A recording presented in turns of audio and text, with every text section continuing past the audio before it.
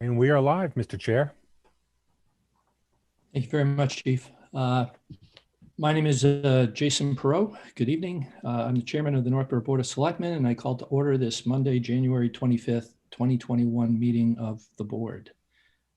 Before we begin, we have some preliminary information we have to get to because of our remote meeting situation. This open meeting of the Board of Selectmen is being conducted remotely, consistent with Governor Baker's executive order of March 12, 2020, due to the current state of emergency in the Commonwealth due to the outbreak of the COVID-19 virus. In order to mitigate the transmission of the COVID-19 virus, we've been advised and directed by the Commonwealth to suspend public gatherings, and as such, the governor's order suspends the requirements of the open meeting law to have all meetings in a publicly accessible physical location. Further, all members of public bodies are allowed and encouraged to participate remotely. The order, which is posted at the top of our agenda materials for this meeting, allows public bodies to meet entirely remotely so long as reasonable public access is afforded so that the public can follow along with the deliberations of the meeting. Ensuring public access does not ensure public participation unless participation is required by law. This meeting will feature public comment. Please note that this meeting is being conducted with the Zoom application and is being recorded. Attendees, you will be visible. You may be advised to mute your microphone when you're not speaking to avoid any intrusion of unintended sound. In order to proceed with the agenda, let me explain the ground rules. We'll proceed, or as the chair, I'll proceed through the agenda and invite each presenter or speaker to make their presentation. After the presentation is concluded, I will poll the members of the board for their questions, comments, or motions. Board members, please hold until your name is called. As stated previously, please remember to mute your microphone when you're not speaking. Please remember to speak clearly and in a way that helps generate accurate minutes. Please conduct all your communications through me, the chair. In the event that we lose connectivity with a member, we may suspend the meeting temporarily to try to reestablish communication and proceed as best we can. When we reach the public comment items on the agenda, I will explain the process for participation by members of the public. And finally, each vote taken in this meeting will be conducted by roll call. And I believe that concludes the preliminaries. I would just like to go through and introduce and do a check with each of the members who are participating in the meeting. My name is Jason Perot, Chairman of the Board of Selectmen. We also have, when I call your name, please just acknowledge by voice, please. Unmute yourself and acknowledge by voice. Tim Kalin, Vice Chair. Present. Leslie Rattan, Clerk. Present. Julianne Hirsch, Member. Present. Scott Rogers, Member. Also present. In addition, we have members of town staff, John Coder, Town Administrator. Present. Becca Meekins, Assistant Town Administrator. Present. Scott Charpentier, Director of Public Works. Present. William Liver, Police Chief. Present. And David Parenti, Fire Chief and our host for this Zoom meeting. I'm present. We also have technical services provided by Northborough Cable Access Television. So we thank them for their assistance tonight. With that, I think we're prepared to begin the agenda. First item would be the approval of the January 11, 2021 meeting minutes. Do I have a motion? Leslie. Mr. Chair, I make a motion to approve the January 11, 2021 meeting minutes. Do I have a second? Second. Moved by Leslie Rattan, first second by Julianne Hirsch. Any discussion? Seeing none, this is a roll call vote. Scott Rogers. Aye. Julianne Hirsch. Aye. Leslie Rattan. Aye. Tim Kalin. Aye. And I, Jason Perot, also vote aye. The approval of minutes carries unanimously. It's past the hour of 7 o'clock, and we have Kristen Black, our health agent, providing a COVID-19 update. I'm sorry, I'm on the wrong list over here. There she is. And hello, Kristen. Hi there. So thank you, Mr. Chair, for inviting me here tonight. I'm hoping our Zoom host will give me share privileges. It'll be demanding. Oh, sure. Let's see. I think I just promoted you to panelist. I think that should take care of it. Okay, so let me try this again. Okay, so let's see. Want to turn your video on, Kristen? Oh, sorry, I didn't even realize it was off. Just bear with me a minute. Too many screens. Okay. Let's see. All right, I think we're live. Thanks for your patience, everybody. Excited to be here. I feel like for the first time I have some good news to share. So we'll get on mostly talking tonight about our update on the vaccine plan. Just want to show you again, one brief slide just showing our case counts as an update. So we case-wise, we're sort of holding steady, starting to drop off from that surge we all saw after, the Christmas break. Again, our total case count, this was updated last Friday on the 22nd.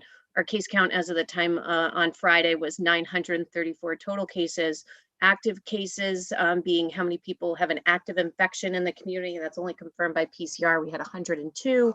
Case count over the last 14 days, anything with an asterisk was as it was reported in the weekly public health report from Mass DPH was showing over the last 14 days is 136 cases. So again, that's over 2 weeks.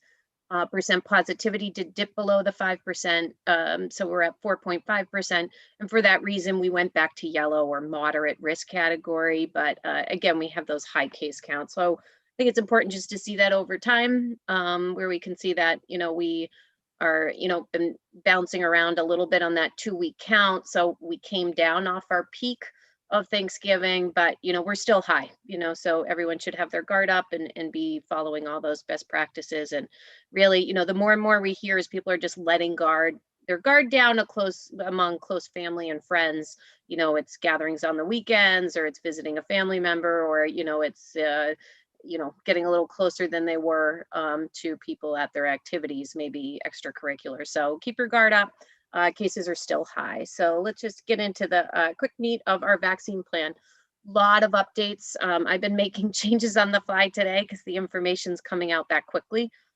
So rapidly evolving situation. The big question for most people is, when can I be vaccinated?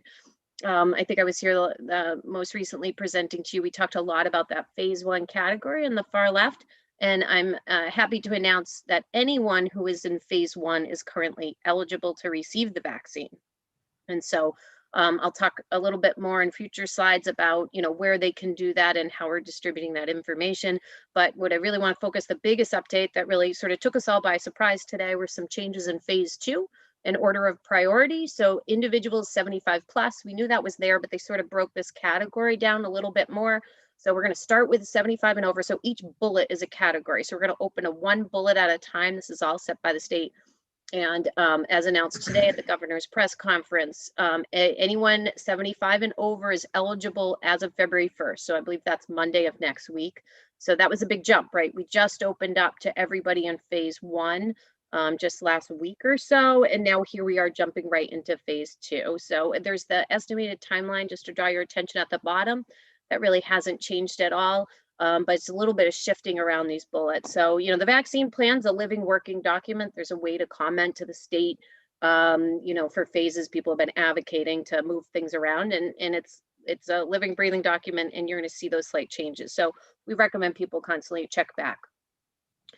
So again, these updates from the press conference I just want to go over is that the Baker-Polito administration did announce the expansion of these COVID vaccine sites, including some new mass vaccination sites, opening of pharmacies. I'll talk about that on another slide. And so what we're going to see here again, the phase 2 eligibility, most noteworthy, if you're 75 and older, you're now at that first priority group all by yourselves. We're going to focus on you. in the coming weeks. And then we'll move on to 65 years and older have now moved down. They were previously at the bottom of phase 2. So you'd know that if you're in the 65 and over category, you're at the very end of phase 2, you've been bumped up to the second bullet. And that's in conjunction with anybody having those 2 or more comorbidities, and that's as defined on the CDC's website. So again, February 1st, we're starting with 75 and older. And this link here, the mass.gov/COVID vaccine map, is where you can go to find those locations. So again, these new mass vaccination sites, I just want to point out the 3 that were announced today, one in Springfield, one in Danvers, one in Boston. And these are in addition to the mass vaccination sites that we're already hearing about at Gillette and Fenway. So they're trying to sprinkle around the state, but you notice we're sort of missing here in the middle of the state, so we're hoping that, they're in the coming weeks, they expect to announce at least 7 more mass vaccination sites. So these sites are all open to anybody across the Commonwealth. They're sponsored by the Mass Department of Public Health. And they're all, every site that I'm going to talk about today is going to require that pre-registration. So again, just to quickly go over our phase 1 group where it's open for everyone. We obviously, this is sort of the categories moving through. We had 6 categories. Anybody that meets any of these categories is currently open. In our health department office, we have been working nonstop in the last week since this opened up to really help get the word out and help people find sites. It's not super easy to navigate. We're a resource to help residents. A great success story was that Whittier Rehab, for example, in Westboro, they had additional vaccine left over from their employee clinic. They reached out to Mary Ellen Duggan. She forwarded the information to me, and we were able to help connect, I think, about 15 phase 1 category people to Whittier Rehab, and they vaccinated them on Friday. So there are sort of these down under, they're not advertised mass sites, but groups that are doing the right thing. So whoever has the vaccine, again, it's all distributed by the state. They have to follow the same rules as everybody across the state. So for that reason, that's why they reached out, because they needed to find these phase 1 individuals. So the big question from residents is, where will we be vaccinated? Okay. And, think of it as very much like a flu shot, and this is the way the state's moving forward. So you're hearing about these pharmacies coming online. There's partnerships with Hannaford's, our Wegmans in town is one of those sites. We're going to, Big Y, CVS, not every location in the state's going to be a vaccination site, but they're starting to select those. Hospitals are obviously, have some capacity. Marlborough Hospital's been a good partner. They're starting to ramp up capacity, and we have an open dialogue with the health department, and we'll work with the senior center, for example, to get our residents registered at that hospital site. Medical offices should be coming online soon. They're sort of not quite yet for patients, but now that we're open to that 75 and over, anticipate that you may be able to call your doctor and get the vaccine at your doctor's office. And what we'll talk about a little bit more is locally sponsored clinics, such as our Town of Northborough clinic, we're working very diligently on. And then lastly, again, would be these mass vaccination sites. And hopefully we'll learn about one that's coming up in our area. When the state says a mass vaccination site, they're looking at 500 plus doses per day. Some of the sites are running 7 days a week. Every site is different. And the state hopes those mass vaccination sites, according to the press conference today, will ramp up to 5,000 vaccines, up to 5,000 vaccines at a single site in a day. So again, just to go over this map that's available on the state's website, it's really categorized into these types of different locations. And so it's important to note the red star, which when I clipped this screenshot yesterday, only include, it's Gillette and Fenway are those red stars. We'll see more coming online. Again, that's high volume. All these sites require appointments. Moving to green stars, those are sort of our general vaccination sites, our closest. I'll show you on the next screens, hospitals, for example. Purples are these general vaccination sites like pharmacies. And the yellow star are more locally sponsored vaccination sites. So one of these stars on the map, for example, is Natick is running a clinic only for Natick phase 1 people. And you're seeing them as a yellow star on this map. But the map is interactive. It's not as intuitive, I think, as we all hope it would be. When you click on the star, there's going to be an explanation about the site, where it's located, the link to register, and who's currently eligible, and additional registration details. So here's just a zoom in of our area. So what do we have in our area? What's going to be coming online? Again, Marlborough Hospital is a great partner. They're starting to really ramp up. I'm actually back and forth with their staff and trying to help them coordinate with MRC volunteers, et cetera, make sure they have that capacity, and that we are going to help them fill those missing slots if they have any availability. And we'll talk a little bit about our notification list and how we'll do that. So again, as we move west, we have 2 sites in Worcester. One is our UMass Memorial, the medical campus. We also have the Central Mass Allergy and Asthma Care location. They don't have much capacity there, from what I've heard. And then like the Holden up in the Purple Star, Holden, Walgreens, Gardner, Walgreens also came on board. Those are our closest. And then these yellow stars again are these local clinics, and they may be really specific as to what communities they're serving. So, you know, the sign up form that I think many of you heard about, thanks to the town clerk and everybody for helping to spread that on social media, et cetera. We put that online, the health department, back on Tuesday, January 12th. So was that 13 days ago, if I have my math right? So that form went live. It was a simple form I built through Google. You know, we created a tiny URL. It really had yes or no questions, so we could narrow down what phase people fell into and then provide appropriate notifications. We had over 3,000 signups in 2 weeks. And so this was specific to Northborough residents and any employees in town. So overwhelming response. Other communities have even borrowed this template. People want to be notified. They want to be on a list. And because of that list, we were able to identify 150 individuals who classified into that group 1 or phase 1. So a lot of medical providers, you know, or occupational therapists, physical therapists, home health aid workers. And we were able to pair them and send them information on the availability of local clinics. So that was a really good success story. And we're excited about that, but the list is becoming a little unmanageable at 3,000, you know, and cutting and pasting into Outlook. And how do you unsubscribe if I got the vaccine? So as of today, thanks to the help of our town accountant, we were able to successfully create a constant contact account. I don't know if you're familiar with them, you know, but it's an online software that helps to manage large email for marketing reasons. So we're marketing the COVID vaccine, you know, so we have that account. It's going to allow, I'm changing the sign up. We'll still have the same landing page. And so people won't, you know, and I'm going to migrate all that data over, but it's just going to make it a little easier for us to notify people and for also once they're vaccinated to unsubscribe. So we're working on that right now. And so, you know, I was on a regional call with Metro West groups, and we were talking with Hopkinton and Framingham and all these other towns in our area. And I thought the Framingham health director over there, Alex, had a great point. She said, you know, what we're doing right now is matchmaking, right? Like it's like a dating service between residents and the vaccine.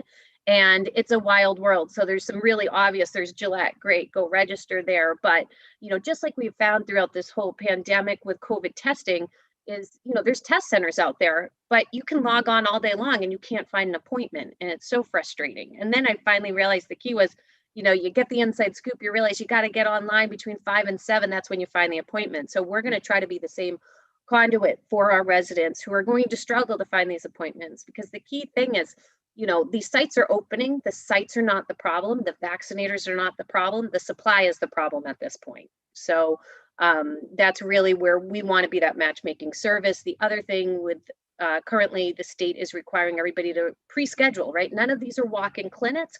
I haven't even heard of that. I don't think we're going to see that in any time in the future. And now we've opened to 75 and over. So, you know, not everybody can register.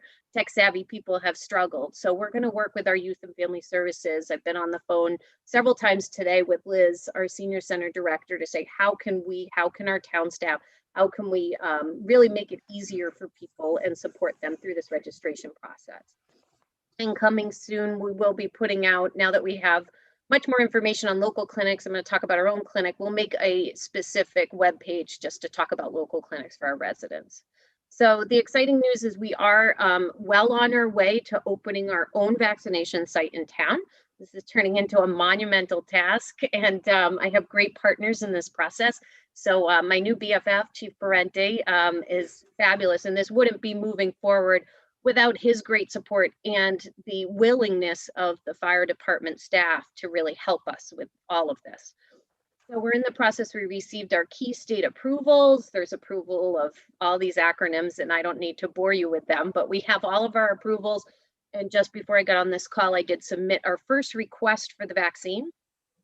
We'd be administering Moderna. It's much easier to store. Pfizer is pretty limited for any local boards of health because Pfizer, comes in around 1,000 doses and requires ultra cold handling and also to reconstitute the vaccine. It's not as easy to use. So you're going to see that more at the hospitals. Local clinics are going to most likely be administering Moderna. As I worked through the weekend with Chief and getting everything ready, and we said, we're going to do this, we can do 600 per week. We're going to do 2 days and we've got staffing are ready to go. And then send it all off. And I get an email from the assistant commissioner at DPH said the overwhelming requests and the limitations in the vaccine in Massachusetts sites are only able to request 100 vaccines per week. So that is shocking, disappointing, upsetting. At that rate, we would vaccinate a third of our population in 2 years. So it's not really what we were hoping for. But I don't think this is all for naught. We're setting up the process, we're setting up the infrastructure. More vaccine will become available. We're hopeful of the Johnson & Johnson. I think we all have our fingers crossed. The 1 dose, they're already manufacturing it, and that's going through approvals in the next month. So there's some things that could just be game changers on allotments and access to that vaccine. So we're staying tuned. We have, thanks to Lorraine at the fire department and Chief Parenti, we've worked through and are approved for billing. While we have the CARES Act money, when we're talking about vaccinating 10,000 residents and paying EMTs to assist with vaccination, we'd run out of CARES Act at some point. So we will have the ability to bill through the insurance. And again, we're being told, with the vaccine itself is supplied by the state. So there's no cost for the vaccine. The state holds sort of the purse strings on that and also, the distribution of the vaccine. But what we're allowed to bill for is up to $90 for the 2 doses together for administrative fees. And that would cover, cost to pay vaccinators. So we think while we stand this up, it should be a sustainable program that we can keep open and going. And again, we are part of the solution to vaccination. We're not all of it, right? You're going to have your doctor's offices, the pharmacies, the mass vaccination sites. So that's sort of where we stand in our planning. So again, the timing for the start of this clinic is going to be sometime in February. It may be as early as the first week, or depending on allotment, we might be running towards the end. So the request is there. We've worked really hard in doing everything we can on our end to be able to stand up this clinic. And again, it would be a private clinic that would only be open to Northborough residents. We're using our resources, our town staff to do this. So we would be starting that way to really just support our residents through this process. And so again, with staffing, just to go over, we'd be using our EMTs and medics from the fire department. We're not going to pull them off ambulances. These are staff that would be additional to the regular shifts. We'll also be pulling on our school nurses, based off their ability, as we have more vaccine available. Health department staff, we'd be looking at medical reserve corps volunteers. We pull from both we have our group out of Greater Grafton and also the Worcester MRC. And I'm working with Becca in, trying to outline and possibly post to hire of a new, temporary position for a vaccine coordinator, because this is, turning out to be a lot of work. And it's something, especially if we're going to be running it several days a week, we need that additional staff person. But that would be something covered through CARES, and or the reimbursement of the vaccines. And so, and I just, so that was really it on the vaccine. I just want to just put this slide up real quickly. There was an update on the business front. Just want to make you aware of, I think most businesses know this is on our COVID business page. So the, 25% capacity limits that went into place, I think it was December 26th, those have been extended through February 8th. I wouldn't be surprised if they're lifted out there. We're seeing these numbers, our case counts come down. And then the curfew was recently rescinded, I guess as of today. And so businesses that were having that required closure, or if your gym was closed at 9:30 or something like that, that curfew has been lifted. So that's really all I have on our presentation. And I'm happy to answer any questions you may have. Thank you very much, Kristen. Appreciate all the information, and certainly I'm sure people are curious about what the rollout of the vaccination plan will be. So, board members, any questions? Leslie? Yeah, thank you very much, Kristen. And I know that there must be so much work to get a site set up in town.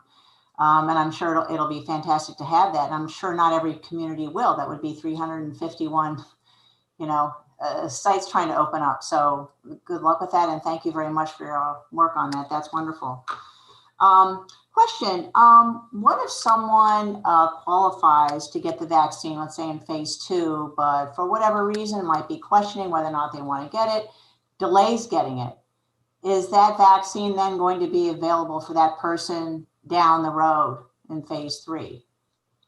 Yeah, so most definitely you can vaccine, sort of anyone above, right? Or that's already been available on the list. You just can't jump ahead. So if you're a phase 2, 3, we're not going to start vaccinating anybody in like phase 3, right? So if you delay, we can't guarantee the access is good. So like with our first responders, we said, hey, we're making it easy. Just walk in the door, it's convenient. If someone delays, it's not to say that it wouldn't be open, but we'll be reprioritizing as a town. But if they can get an appointment, you can always be already approved, right? So as long as you're on the list or higher tiered than the current, you just can't be lower tiered. So that should not be a problem. Mm-hmm. Okay. And another question, what would you say are the things that people should be very careful about after they've been vaccinated? How should they be handling themselves in terms of safety? No, it's a good point. It's really important to remember that this is part of the solution, but all of these actions we've been taking of mask wearing, social distancing, that's going to continue. So, really the two factors is the vaccine's not perfect. It's not 100%. You're not a superhero after. And that also, there's a lot of chatter out there right now about silent spreaders. I don't know if you've heard about that. People are concerned that even if you have the vaccine, the purpose of the vaccine is to prevent you from serious illness. But there's some concern whether or not somewhere along the line, you could actually have a mild case, not know it and give it to somebody else. So you can't make this assumption that I have the vaccine, I can let my guard down, I can, forget social distancing. We don't really have a lot of information on that silent spreader, how prevalent that would be, how likely it would be if you had the vaccine, you could have a mild case and give it to something else. It's just, this hasn't been around long enough. Mm-hmm. So we just don't have those answers. Sort of on that like difficult question of silent spreader, we're also dealing with the difficult question of these new variants and, what is this currently designed Moderna vaccine or Pfizer vaccine? How effective will it be? So there's some preliminary work with Moderna. I think they just announced some tonight, some new studies where they're doing blood work and looking at the vaccine and these new strains. And it does appear that it is going to be effective over time. Will it be less effective as new strains emerge? Possibly, but it's sort of like the flu, right? They design the flu every year, the flu vaccine, and those strains change and they try to predict them, and then they design a vaccine to best be effective against those current strains we're seeing. So that's sort of similar, but yeah, it's not magical when you get the vaccine that your life is. I think the disappointing, it's not going to totally change. But you're going to be less likely for serious illness. And that's what we're trying to prevent. And it's pretty good evidence to say you're going to be less likely to spread it to others. It's just the scientific community isn't going to make that statement until they can prove it. Mm-hmm. And the vaccine hasn't been long enough, out long enough to really make any concrete decisions. But those studies are there and we're going to see, answers to those questions really soon. Mm-hmm. Great. Thank you very much. Thanks for all your work. You're welcome. Any other questions by the board? Julianne. Kristen, that was such a great presentation and so clear. And I think you answered a lot of the questions that are out there right now very, very well. So my question is still about, I brought the topic up last time about town meeting, which we have late in April. I imagine that you'll be monitoring the percentage of people who are vaccinated in town. And it looks like you want to say something. Yeah, well, we'll know our numbers at our clinics. I don't know yet, if we're going to get that information fed in from every site. So again, if people can go to 5 different types of sites, I won't necessarily have that data, but that's not to say the state may start to report it. I just don't have that information as far as I know. Because is it reasonable to say that that would be a barometer to watch as we start having big meetings and, what percentage of the town is? Yeah, I think we're going to get that guidance probably at the state level. I mean, all communities are going to be going through the same town meeting process. I mean, we're hearing already about, what large arena is opening for sporting events, right? So by the time we're at town meeting, I think we're going to know a lot more about transmission and how the rates of transmission are hopefully being lowered by, as the number of people vaccinated increases. So I think that information is going to be there. I don't know if we'll have that at the local level at our fingertips, but I do anticipate that that's something the state will be monitoring and also making recommendations. I mean, I think John and Becca can speak to the amount of guidance that did come from the state around, open meetings and that discussion and best practices. And really, are they still saying, an outdoor meeting or not? Is it advisable? How many people? I think we'll have more information, but I don't know if we'd have that like town of Northborough specific information in advance. Okay, thank you. Thank you, Julianne. Any other questions? Seeing none. Kristen, thank you very much. As always, a very comprehensive and informative presentation. And I must say, I don't think I've ever heard the phrase marketing COVID previously. So we'll keep that one in mind. Again, thank you very much. Appreciate it. All right. You're welcome. Thank you, everyone. Thanks, Kristen.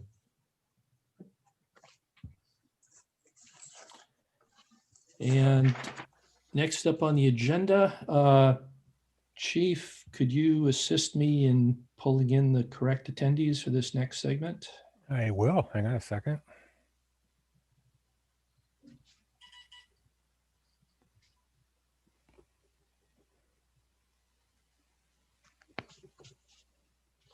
Okay, I just brought in Northborough Fire. You guys, you should make sure that you turn on your video, Captain. Lower left. We just set it up on our new screen today, on our big screen, so it's probably kind of a little awkward for him. There we go. There you guys, I see you. You can come closer so I can see all you. I can only see one of you. Yeah, you guys can step in closer to the There they come. Yep. Look at them all. What a good-looking group of guys. Excellent. So this next agenda item, past the hour of 7:05, we have David Parenti, Fire Chief, for the swearing-in ceremony of Morgan Doyle as firefighter paramedic. Thank you, Chief, Mr. take it Chair. away. So it's been a busy several months with replacing personnel. We had some people leave unexpectedly, some leave expectedly, and as you know, Mr. Chair, you participated. We actually we got very fortunate in that we had a great slate of people. In fact, I don't think I've ever been through one before where we had 4 qualified candidates we could hire off of. And Morgan was our last one on the list. And luckily he was still available to us only by a couple seconds, because when I called him, he was actually on the list to interview for another department that I'm not going to speak about, who I think is mad at us. But he took our position. So we're very happy with that. Morgan comes to us from Brewster Ambulance Service. And again, Brewster's not happy with us because I've taken like 6 people from them. He already has quite a few years of experience. He grew up in Minnesota and did a lot of outdoor stuff out there. And he went to Michigan Technological University and was working on mechanical engineering. And then, as we often do, realize, what we really want to do is be a firefighter. No matter what we thought we wanted to do, this is what we're going to do. So he came to the East Coast and he went to Bunker Hill Community College in 2015, where he got his degree in paramedicine and graduated in 2016. So unlike some of the people we've hired recently, Morgan comes to us with at least 4 to 5 years experience as a paramedic, which is nice to have that behind him. What he doesn't have is any fire experience, but we'll take care of that shortly. And as I was interviewing, I think the day I called Morgan to offer him the position is the day he was closing on his new house in Northborough on Davis.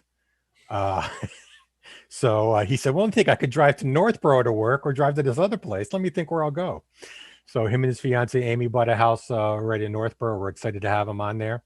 I did send you guys a memo that had him starting a little bit earlier at the fire academy, but the academy's changed their whole curriculum from mostly remote to mostly in person. And with that, there's been quite a few changes. So Morgan's actually starting on May 10th which weather-wise is probably nicer for him than starting in February. I have a couple guys going in February, and then he'll be graduating July 23rd, which won't be very fun because it'll be hot by the end of that. We're very excited to have him coming on board, and I introduce to you Morgan Doyle. Great. Thank you very much, Chief. Hello, Morgan. What I'll first do is invite you to say a few words or give a little bit of description about your interests. Guys are going to have to push the unmute button in the bottom left-hand corner over there of the screen. There you go. Yeah, go ahead, Morgan. Speak up, Morgan.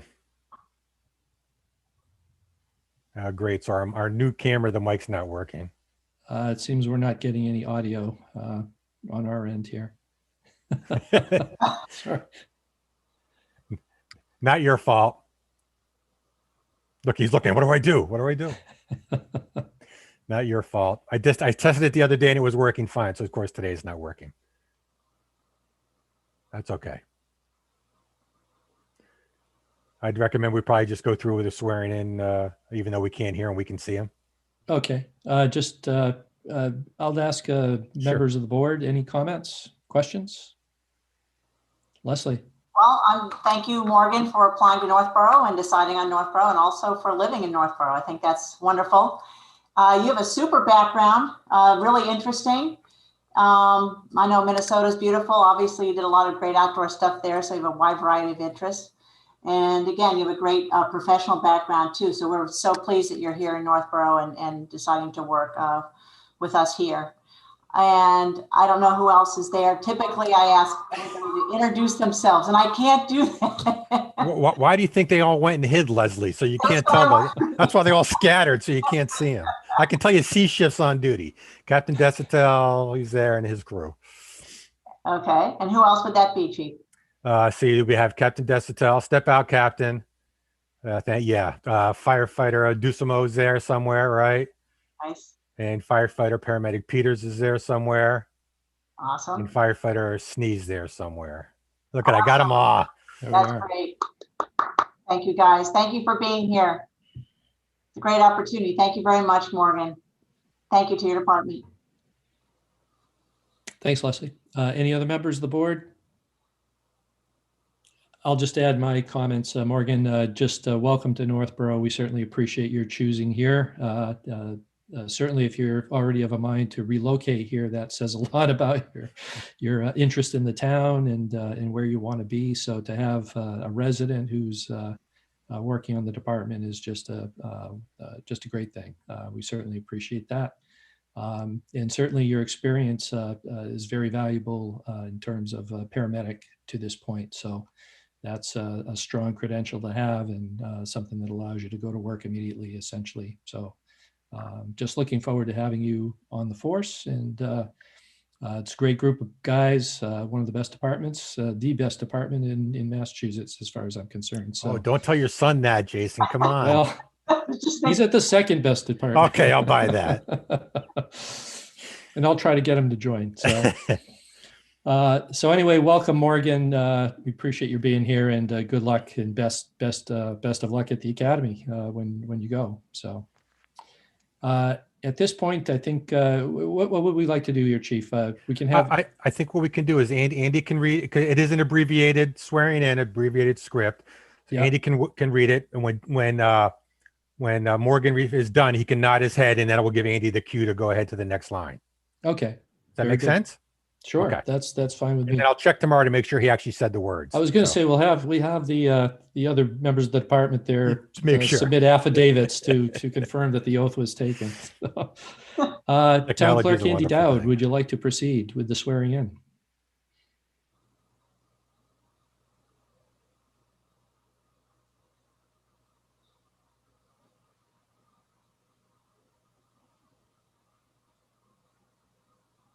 There he is. Hoping you can hear my voice because I lost the audio when, okay, I see the chair nodding, thank you.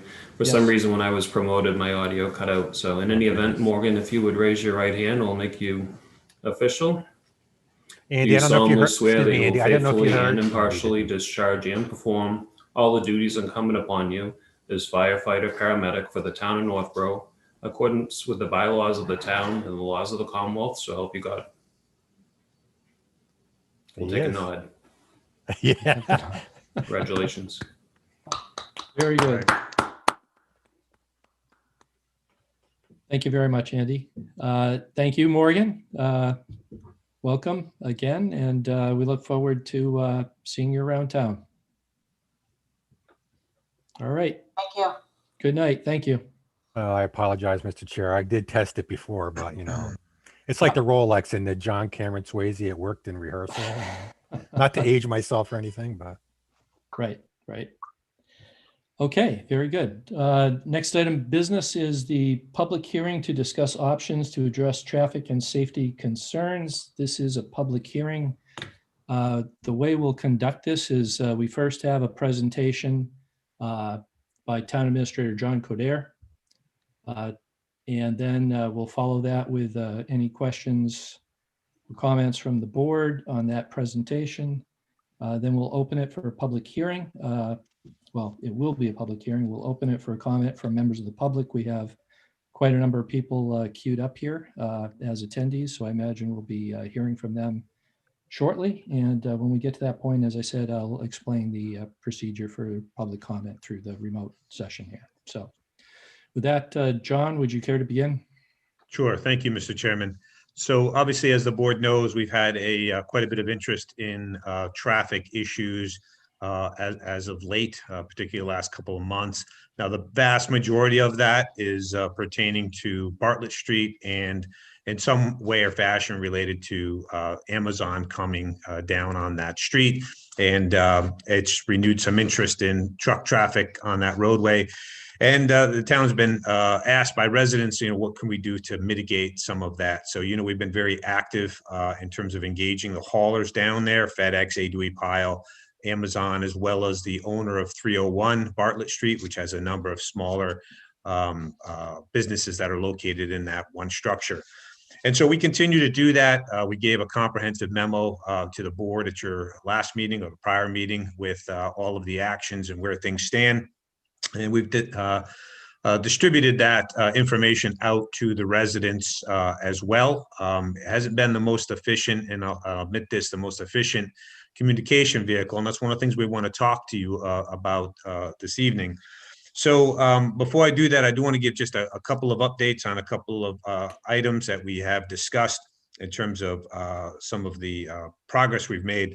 One of which is the crosswalk at the corner of Maple and Route 20.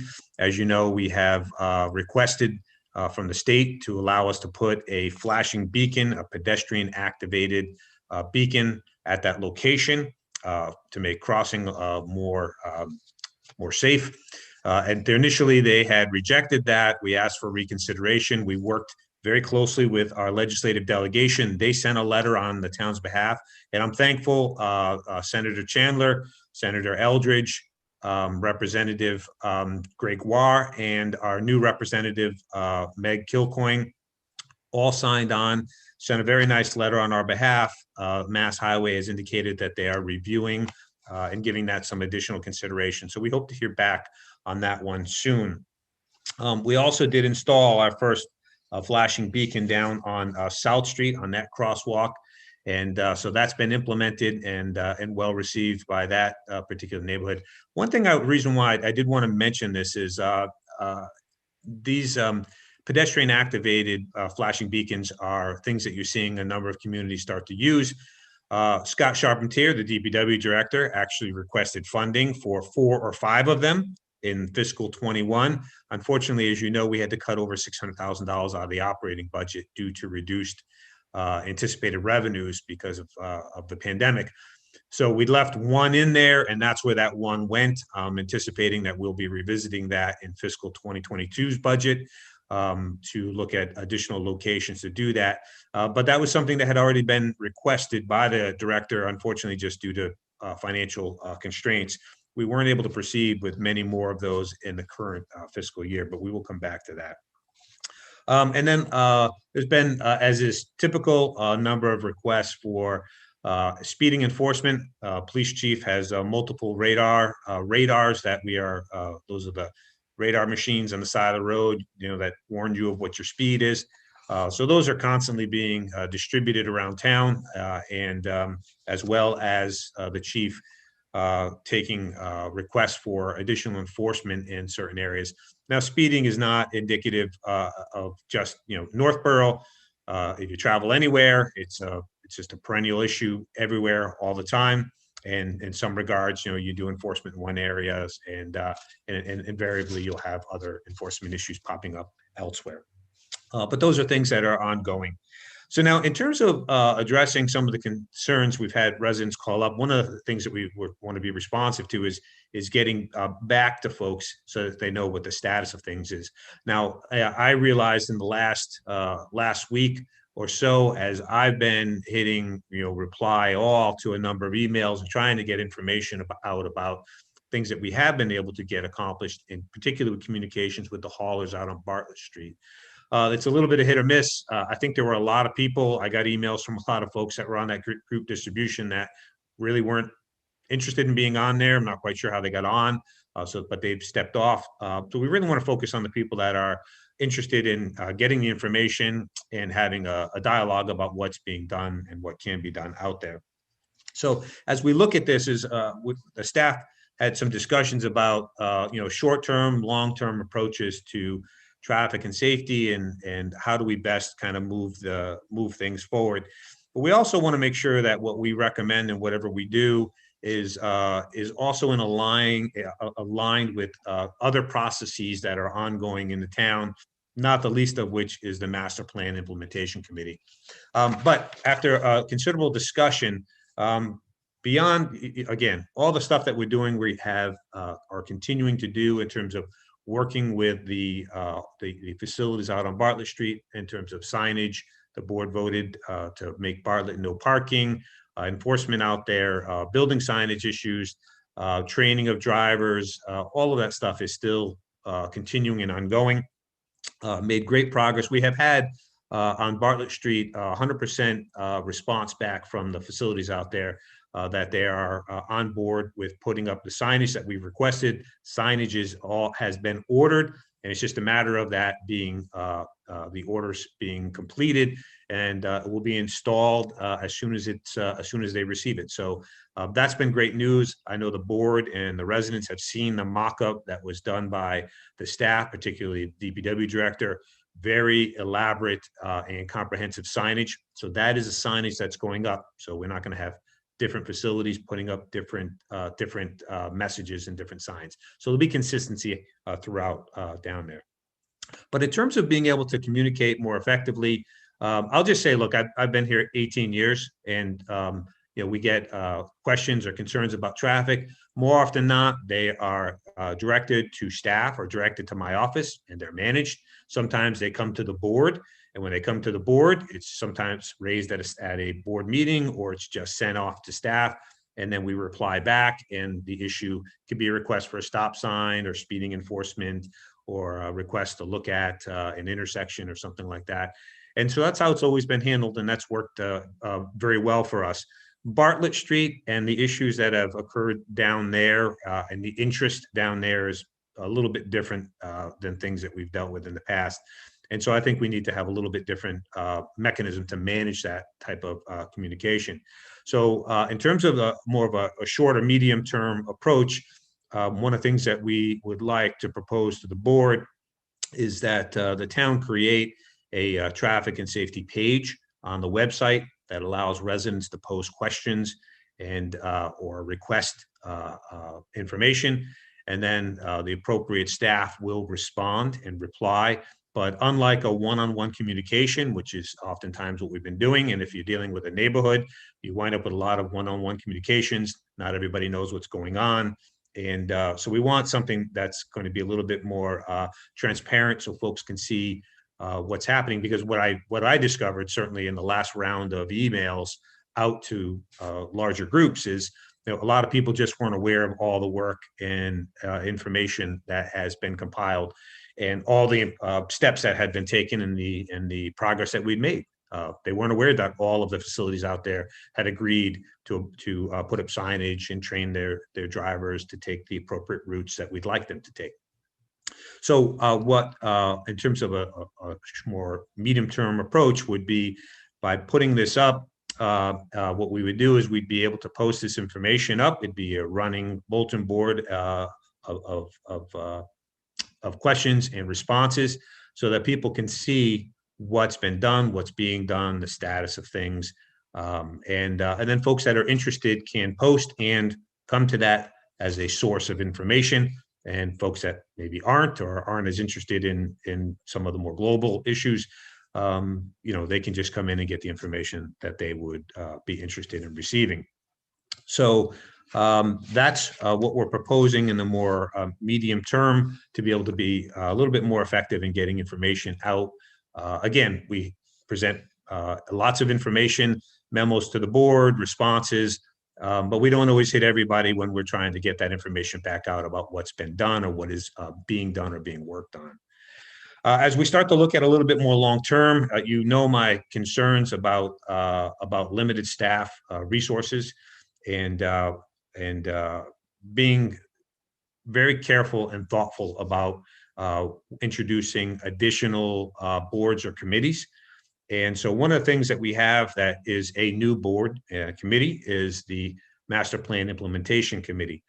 So that is just being formed and getting up and going. And one of the primary things for that committee to do is to look at some of the more global issues related to the master plan, one of which is a larger traffic review. So I imagine that what's going to wind up happening as we get into the implementation committee and they start to do their work of going through the master plan priorities and coming through with what their charge is going to be, really coming forward with priorities that we'll have to sort out how we would go about achieving those goals and objectives. Some may just require appropriations, others may require the formation of committees, some may require the hiring and use of additional consultants. But traffic is one of those things. And so as we start talking about the more global issue of traffic and the approach to that, the appropriate place, respectfully, the recommendation of the staff is that should be directed through the implementation committee. Now, what comes out the other side remains to be seen. Now, if they recommend that there's a walkability committee or a complete streets committee or a traffic and safety committee, I'm not sure what will come out the other side of that. But I think that process, which is already underway and moving forward, should be the process if we're going to talk about more global issues. Clearly, if somebody would like a review of a stop sign or a truck exclusion, those types of things, that's going to be a staff process, as it has always been. But if we're going to have conversations in a larger scale, which I think is kind of where we're going with a lot of this, about walkability of the town and prioritizing sidewalks and things of that nature, that's a larger process. And we're going to be I know I'll be looking for direction from the implementation committee as to how we start to narrow down where we want to focus on those things. Now, I know there's been a question or a call about a traffic committee or of some sort being formed. I would not at this point be in favor or recommend that we go down that path without guidance from the implementation committee about what our priorities are going to be. And I'll use as a point of just an example. We've had some folks here say, we should have a traffic committee. I think Lexington and Westboro were used as examples. Well, Lexington, first of all, has twice as much staff as we have. They have a committee and a staff person for everything. They also have the tax bill that shows that. Westboro, they have a traffic and safety committee, but they also just went through an entire staffing review. And one of the issues that they determined is they have too many committees and too many committees with duplication. And one of the committees actually that they're contemplating or was recommended they eliminate was the traffic committee because it was being duplicated by the complete streets committee. And so the idea is we can form committees, but we need to make sure that it's a disciplined approach in terms of forming those committees, that it follows the process of the implementation committee, because again, we're going to have some conversations moving forward about if we're going to keep, we're introducing committees, and we've introduced the White Cliffs Committee. We've got a building committee that's going. We've got a diversity inclusion committee. These are all great things. We've had people want sustainability committees and traffic committee. We can have as many committees as this community would like to support financially, but it does come at a cost. And I will say this on behalf of the staff. You heard from Kristen Black tonight about what we're dealing with on the vaccination front. Every bit of spare resources and time and energy and staff that we have over the next 5 months is going to be dedicated towards getting that vaccines out to our residents. The linkages between finance and personnel and all that, it is massive. That is a huge undertaking. And I know people, if you're not in it, you might not really appreciate fully what is going on and the impacts on the organization. But we are still operating under a pandemic that is taking every bit of spare resource that we have from HR and from all of our departments, particularly public safety, to deal with that and to manage that. That will be the case for the next 4 or 5 months. I don't want to get into a situation, or I prefer that we don't start adding any additional committees until we get a little bit more guidance from the Master Plan Implementation Committee about what are the goals and objectives. Then we can talk about what are the committees that need to be formed in order to support those goals and objectives. What are the resources that need to be dedicated for those boards and committees to be successful? Now, I know residents are always willing and interested in helping, but when you get into some of the more technical areas, you need technical staff to support and to advise and to implement things that happen on boards and committees. So I just want the board, and you've heard me say this over and over again, particularly as recently, we are just overloaded, and we are threadbare at this point. And again, that doesn't mean we can't do other things, but if we're going to add things, we need to make sure that we are adding them in a priority order, in the form that we all agree is what we want and that will get us to where it is we'd like to go. And then we need to also have a conversation about having the resources to effectively implement those things.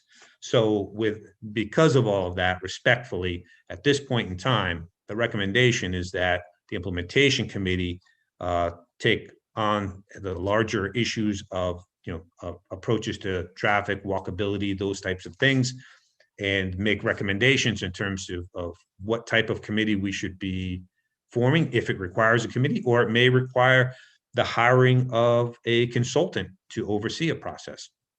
I envision coming out of this implementation committee, I'd like to see some form of a downtown economic development revitalization committee. I think I'm very excited about doing something like that, but we also have to talk about getting rid of some committees. The Industrial Development Commission really doesn't serve a function anymore, and we should be eliminating some of these. So those are the types of recommendations and processes that I think need to play out, and that will certainly play out over the next several months while we are completely engulfed in dealing with the pandemic and the vaccination.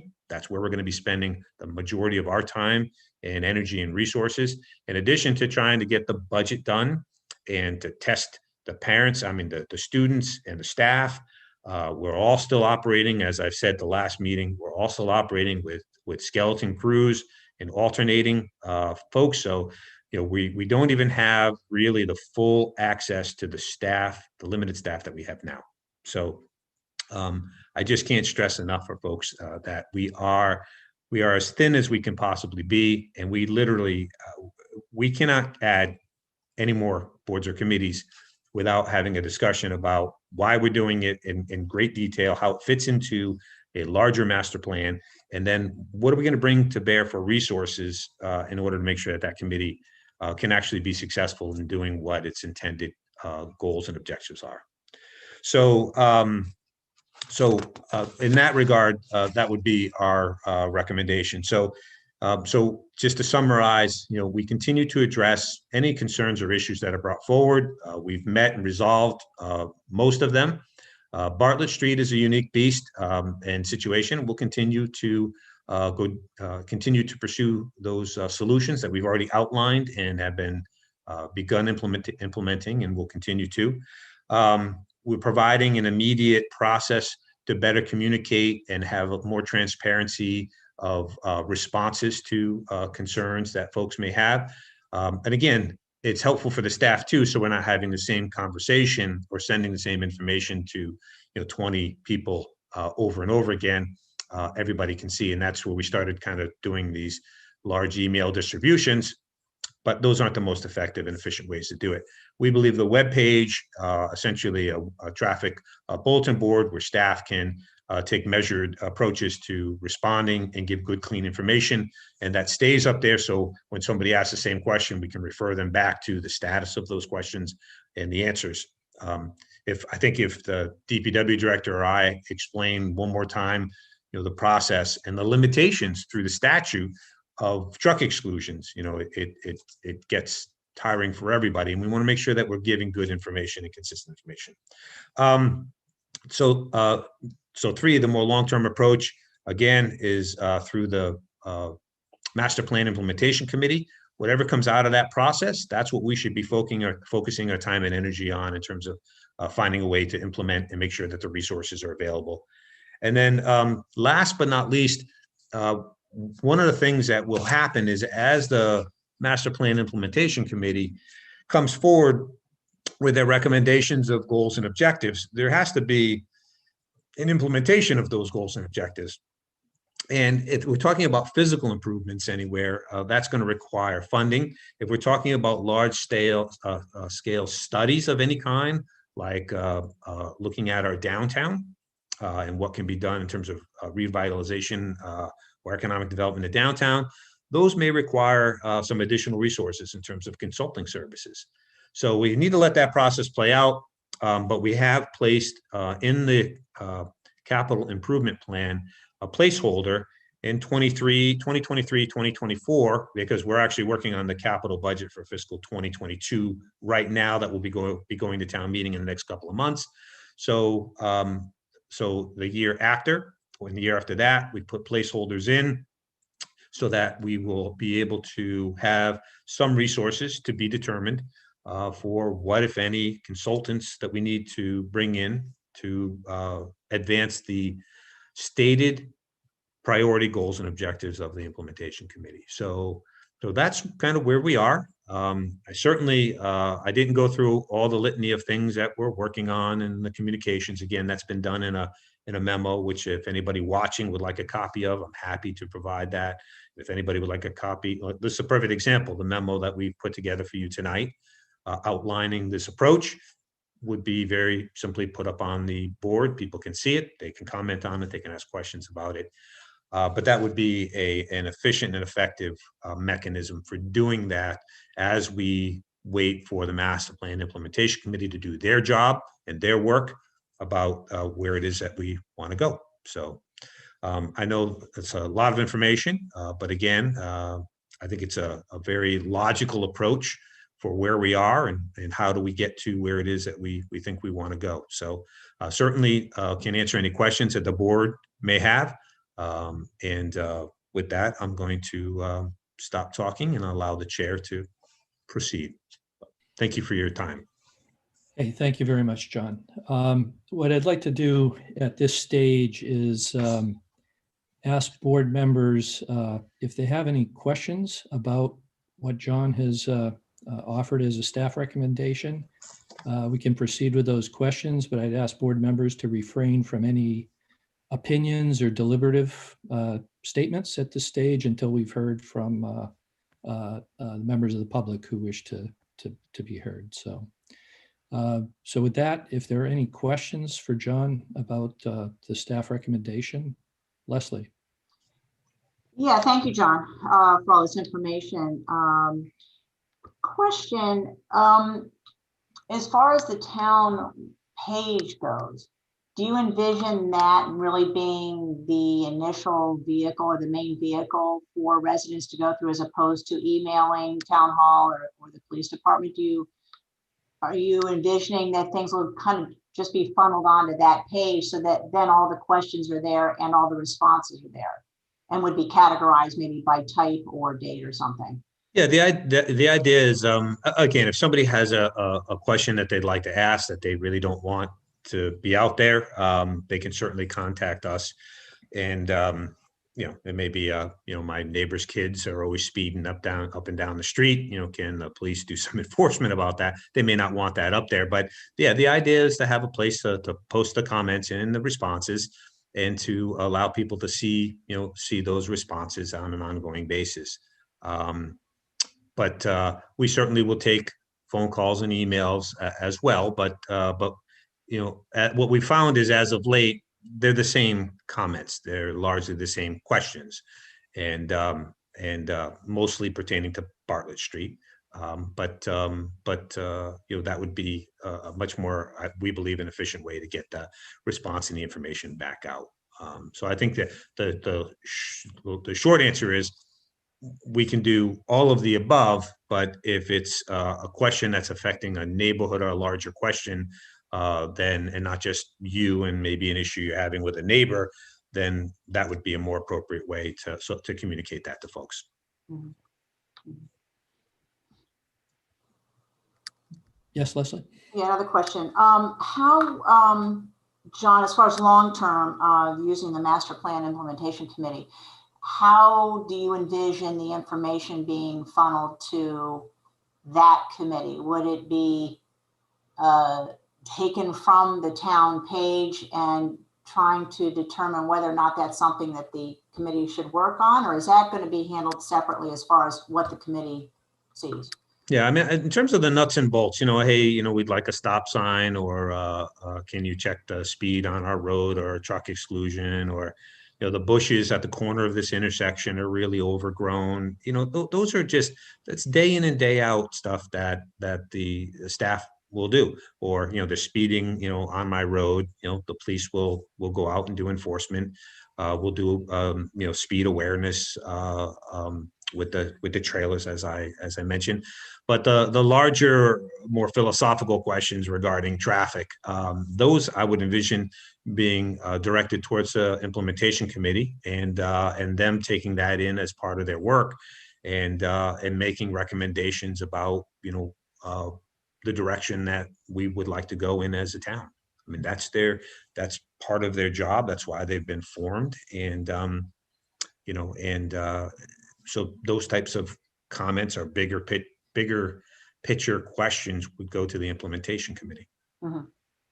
Okay, thank you. Any other questions by members of the board? Julianne? Yes. So, John, thank you for all of this and all the ideas that you presented. I'm curious about the traffic page. Will that be some kind of like open forum kind of thing, like a Facebook page, or how do you envision that? Yeah, so we're talking. Scott, did you want to speak to it? I'd be happy to, John. So when you have on our website now, we have a report and issue portal.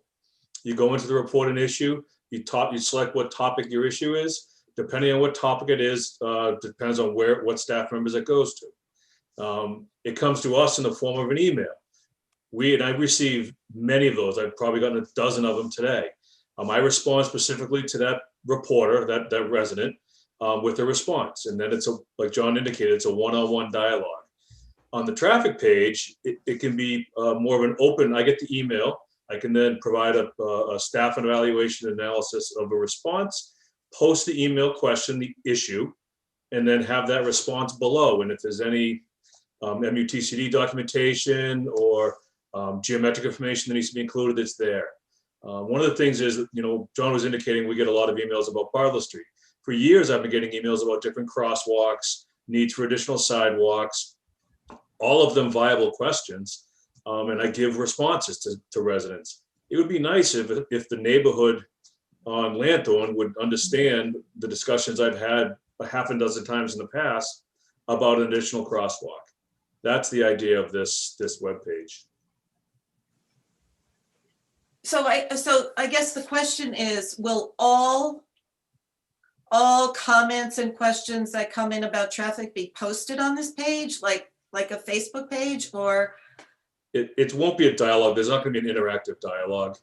For example, I would like to have the evaluation of a truck exclusion on Ridge Road. There's one on Collins. Well, there's a whole storyline behind that with traffic counts. That's the type of thing we put on the page. It's clear, it's open, concise. If there's a question specifically about an addition of a rapid flashing beacon at a crosswalk, there's a process, there's budgetary constraints. I get those all over town. It's nice to have that open, transparent communication, including documentation attached to it, as opposed to just a one-on-one with somebody from a neighborhood. So But no, Julian, if you email me and say the bushes in the corner are obstructing the view, I don't believe the residents in Northborough are too concerned about that. We'll address it. That's as simple as that. So what you're kind of envisioning is frequently asked questions, kind of. Yes, exactly. Yep. Yeah, All but right. as the questions come up, they would go up there. So, But not all but of again, them. well, I think anything that's appropriate. As I said, if somebody doesn't want their question up there, that's, we don't want to, someone wants to call because they're concerned about their neighbor's teenage kid speeding up and down the street, but they don't want Right. that out there. We want to be respectful of that. It's more the larger, where we've got, larger information to communicate, as the, like on Bartlett Street, as the signage goes up and the information there comes back to share. It's a good place to put that information out there so people can see it. And also, if there's a question that comes in, we can post it back up there. Okay, thank you. Thank you, Julian. Tim? Just a procedural question. So now we're going to talk about the recommendation that the town administration made. Then we're going to hear from the public. And then we're going to have another discussion. No. What I was suggesting at this stage here is that we're simply doing informational questions to clarify our understanding of town staff's recommendation. Following that, we'll hear from the public to get their input and concerns. And then once members of the public have had an opportunity to speak and express their opinions, then we would have what I would call a more deliberative discussion among the board. So at this stage, I just want to limit the discussion to questions for information or clarification about the recommendation that was offered by town staff. Because I'm just anticipating a lot of the questions from the public being around a traffic safety committee. And if like to wait till after the public comments to address that very specific issue, where if we address it now, maybe we could answer a lot of the questions that the public may have about that beforehand.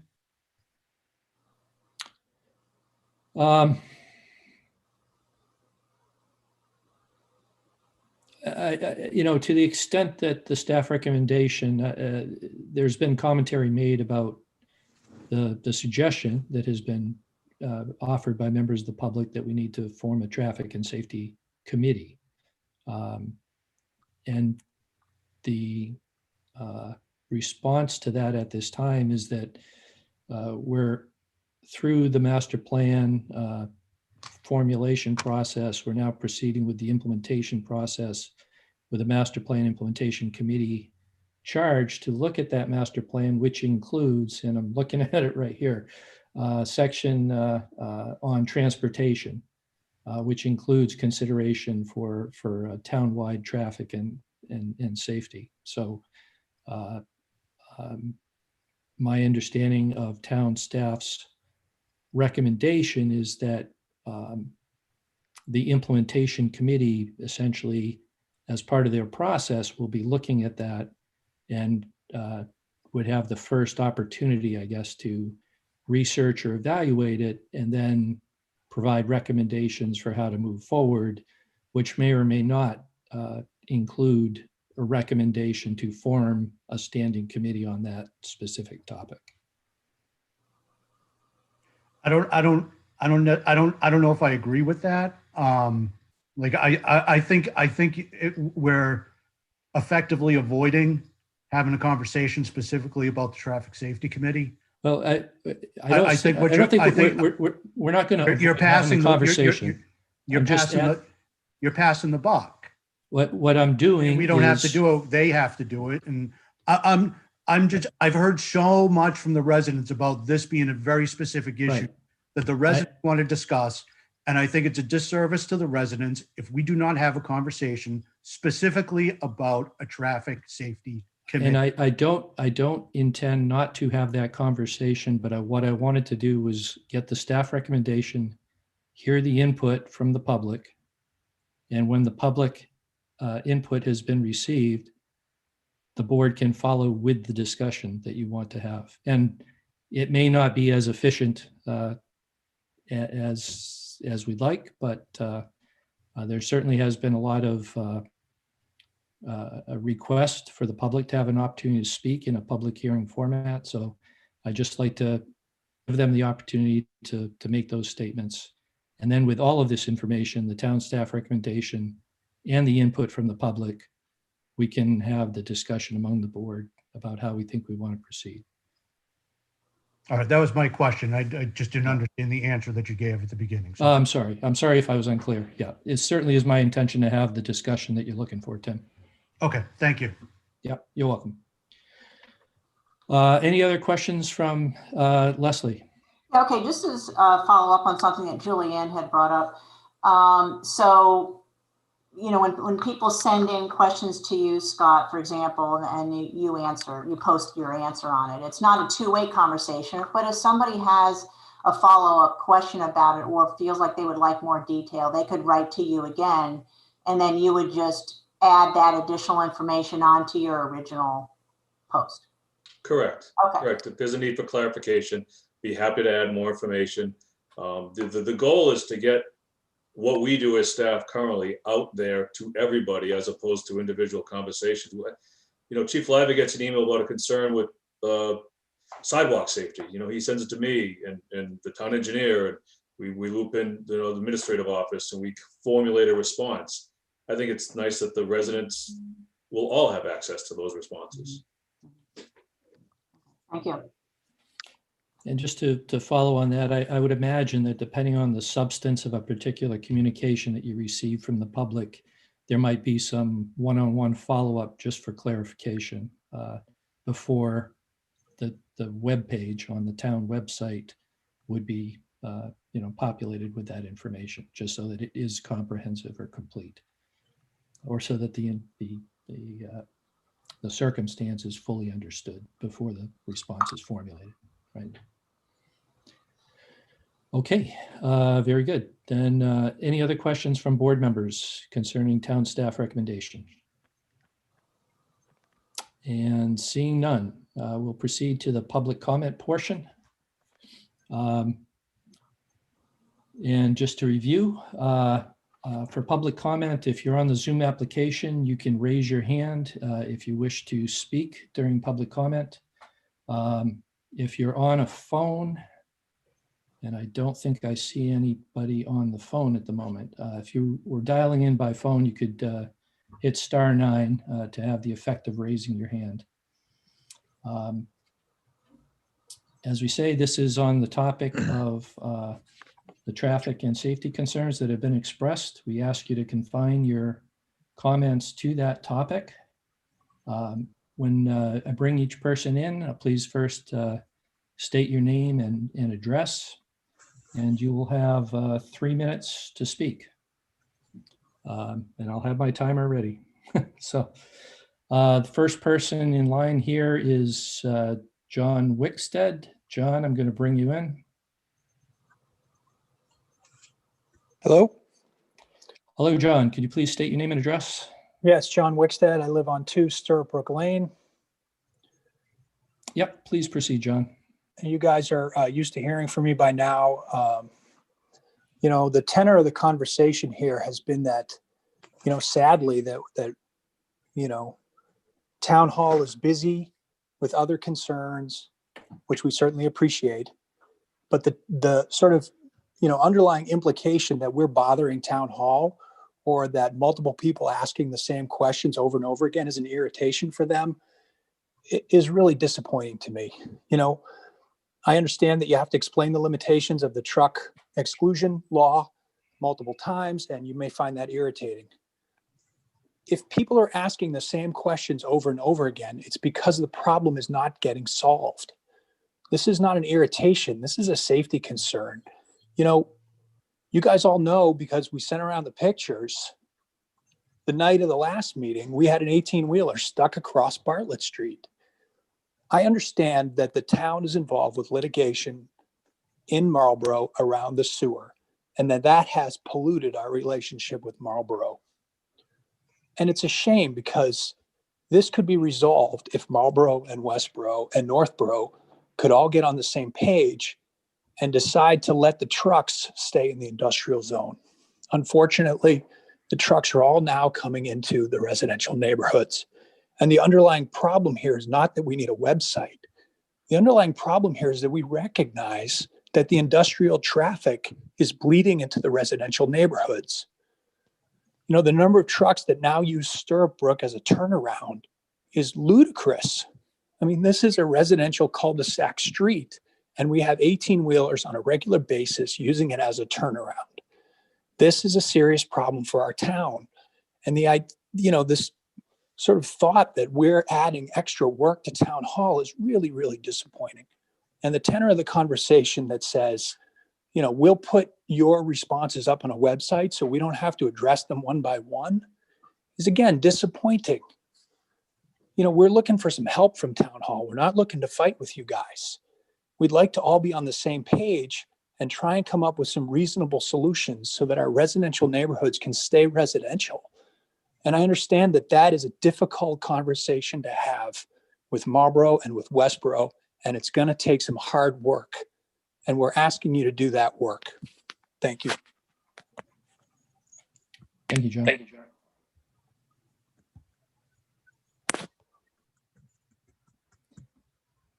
John. Next up, I have, it's shown as Henry Cislica.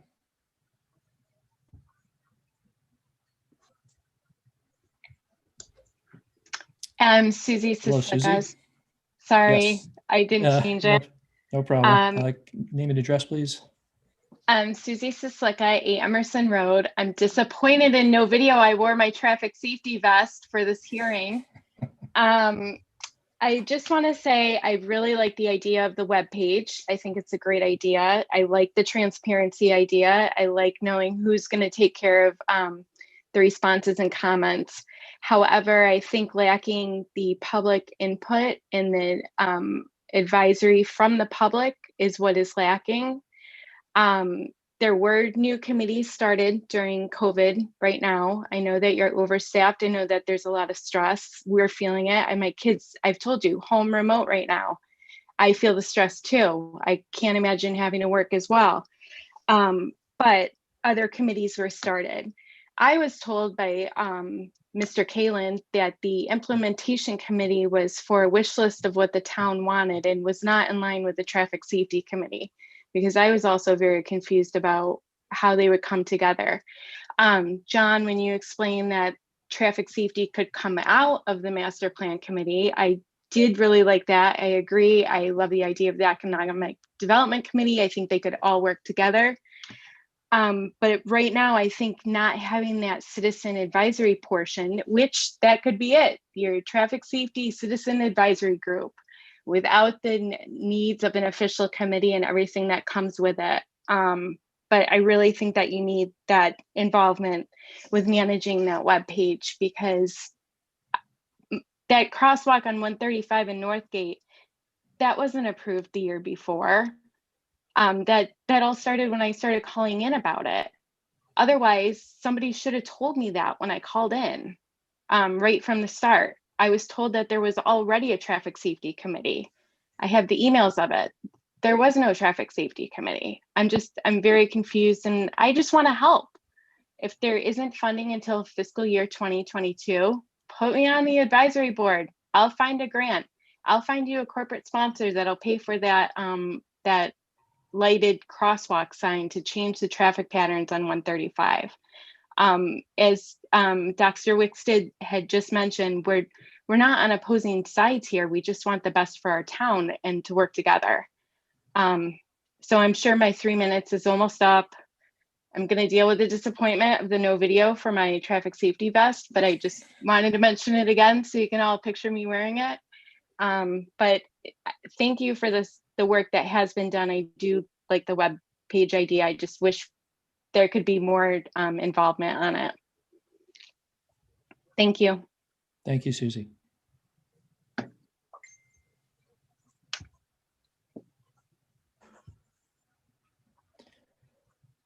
Next up, I have Kristen Wickstead. Bringing you in, Kristen. Okay, am I there? Can you Yes, hear me? Kristen. Name and address, please. Okay, Kristen Wickstead, 2 Stirrup Brook Lane. Thank you. Please proceed. Okay, hi.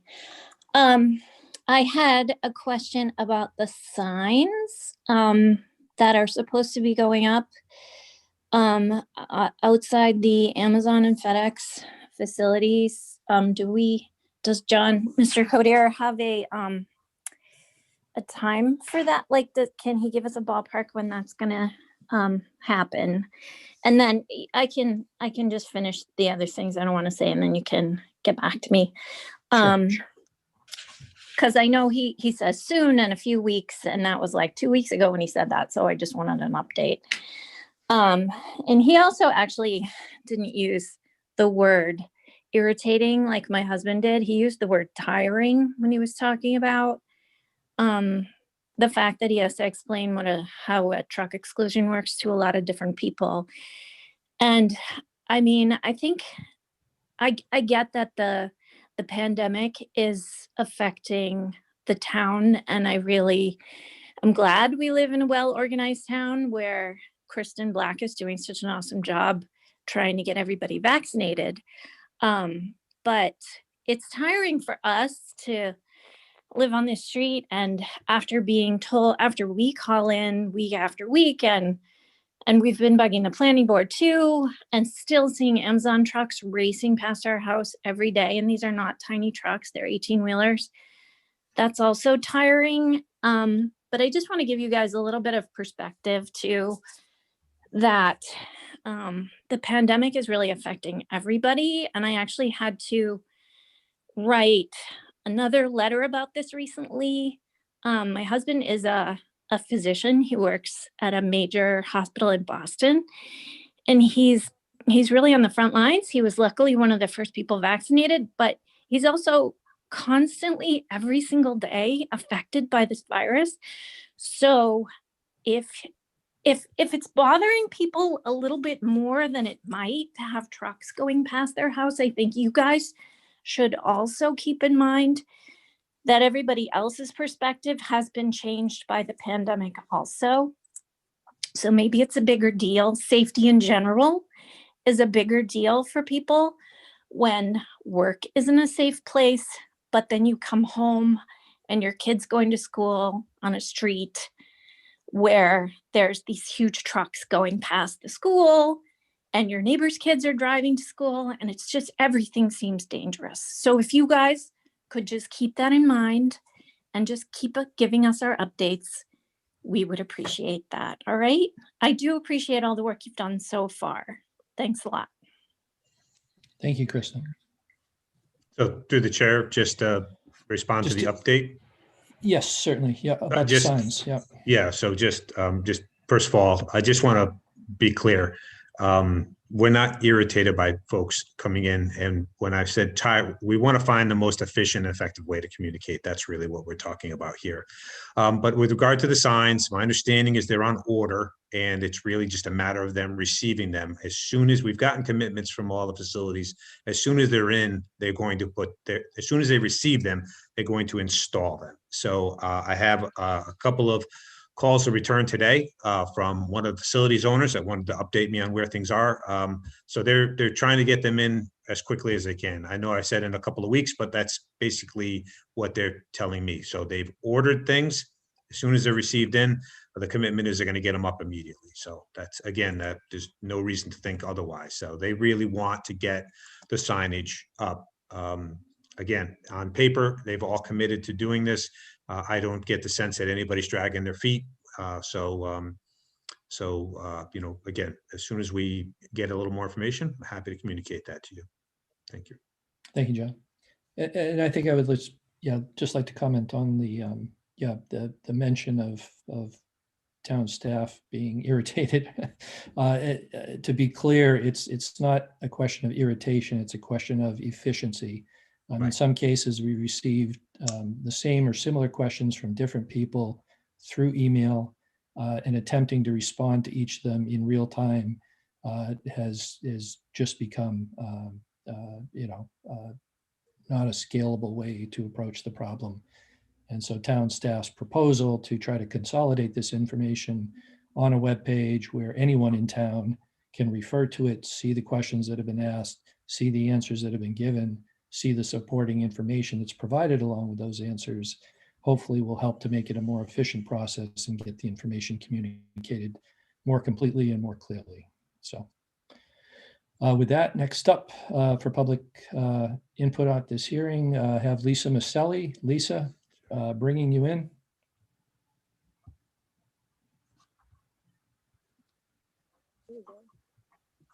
Hi, Lisa. Can you state your name and address, please? Lisa Maselli, 13 Maple Street. Thank you. Please proceed. All right, can you hear me all right?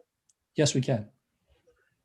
Well, I'm actually going to bring up a couple of new things that we have even more traffic concerns regarding the Amazon, and that there's going to be at least 1,800 vehicles, not trucks, but the people who are going to work are going to be filling those warehouses. The lower warehouse, I understand, is going to have robotics and perhaps 200 people in it, but the upper warehouse is going to have at least 1,500 people with 500 people on a rotation. So you're going to have 3 different rotations every day, 24/7. So they're going to have to be addressed. And I know they're coming down Maple Street. So that's something that we can't wait. That can't be something to look at in 2022. That's something that's going to happen pretty soon. So for the questions of how we can manage this, I'm a little concerned to hear that the crosswalk lights for 20 and Maple are still being looked at. I've been asking this since 2012 to do something there. I've asked many times through those years, and I don't understand why a failed intersection cannot get these lights. But once the state says go ahead, they indicate to me that we really don't have the money for another light, and we won't until 2022. Well, that's really not acceptable. The lights are $7,500 a piece. 6 of them will cost $45,000. $45,000 could come out of a budget or be put into a budget this year coming up, and maybe we'll just have to remove one of the DPW trucks for it. But for that kind of money, which is very small change in the budget, we should be able to put 6 lights in operation on the town. So I don't want to hear, oh, we've looked at it. It's we're looking at it for a couple of years from now. Safety has been put aside for years and needs to be addressed.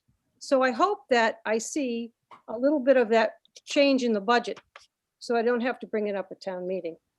And I think that's all I'm going to say right now. So thank you very much. Okay, thank you, Lisa. Mr. Chairman, if I may, just a point of clarification in terms of the Maple Street. So that Sure. is, we're waiting for the state. As soon as the state gives us the approval, that's not waiting. That's relatively short money. That process for that intersection will move forward. So, but in terms of like as a blanket to start installing these all over town, we can do that. Again, that's a little bit larger conversation, a larger budget. But as far as this particular intersection, that would not be one that we would be waiting on. Okay. Sorry, Leslie, did you have your hand raised? I did, yes. Is it just the informational question? Yeah, I just want to clarify as well that it's not that we are reviewing it, it's the state reviewing it. It's not, we've not been sitting on this. Right. We're hoping for good news from the state. We're not sitting on it. The state has declined it and will not authorize it. But in light of the additional development down with Amazon, we've pushed that issue. Again, we asked and got our legislative delegation to send a letter on our behalf to request that Mass DOT reopen and look at this again. So we're cautiously optimistic that we're going to be able to proceed on that one. Okay, thank you. Next, I have shown as Rachel Burnswide. Rachel, bringing you in. I'm going to have to promote you to panelist because I believe you're using an older version of Zoom. So hold on for a sec.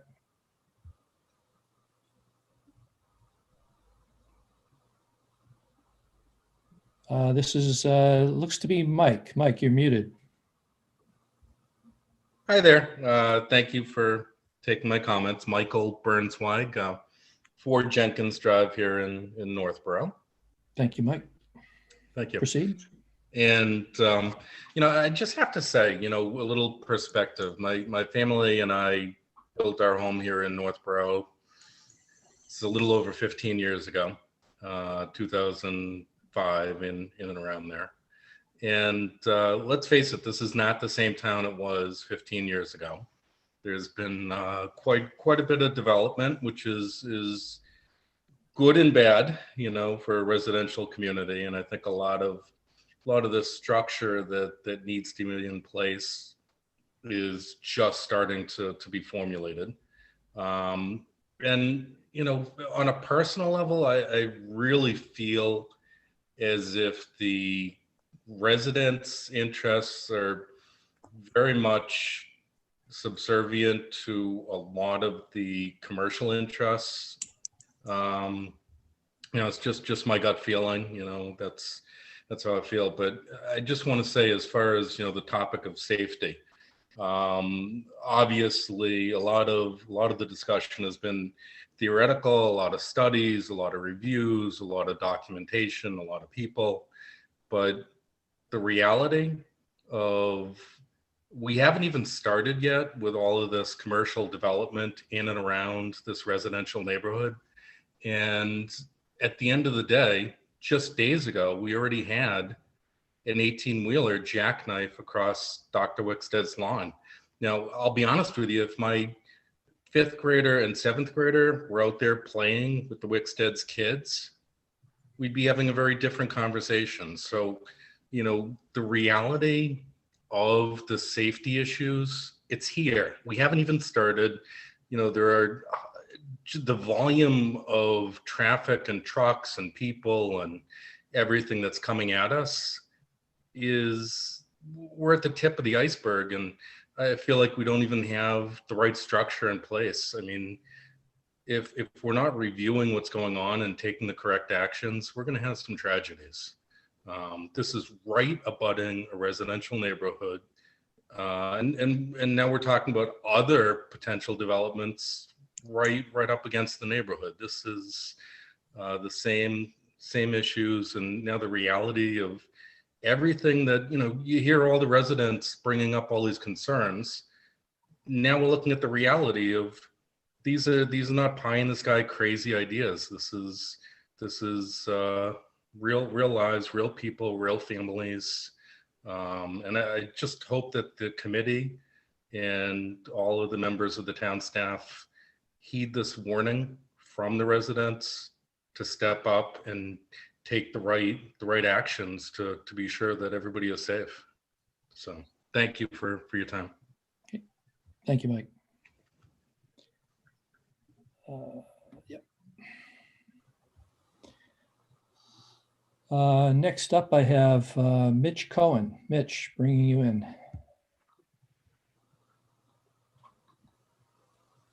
Hi, Mitch. Can you state your name and address, please? Sure. Mitch Cohen, 12 Whitney Street. Hope everyone's doing well and happy 2021. I want to stay up front. I have absolutely no public safety issues near my house. DPW does an amazing job clearing snow and keeping the roads clean, and we've got a great sidewalk. And a couple of times that I've used the feedback form on the DPW website, I've received great information, and issues have been dealt with very quickly. And I think the frequently asked questions type of list is wonderful, because that's a great way for people to learn about what's going on in town as a whole, in addition to their own neighborhood and their own concerns. I want to have a couple thoughts about the master plan into the implementation committee. Master plan is really there for big picture stuff, proactive stuff. Safety is included in that, such as, when should a road trigger a sidewalk or a crosswalk or a traffic light? When should a new construction project trigger something like that? These are really reactive questions and operational questions that are coming up that I think would distract the master plan implementation committee. So that's really my worry about the process that's being proposed here. I do think it makes some sense to create a public safety advisory committee on a temporary basis to deal with what looks to me as a backlog of issues, make some recommendations to the board and to the DPW, help them, aid them in putting this together, and then sending the finished copy of that, if you will, off to master plan to say, hey, here's the sum total of a number of issues. This might be helpful when you formulate zoning recommendations and so forth. That ends my input. Thank you. Thank you very much, Mitch.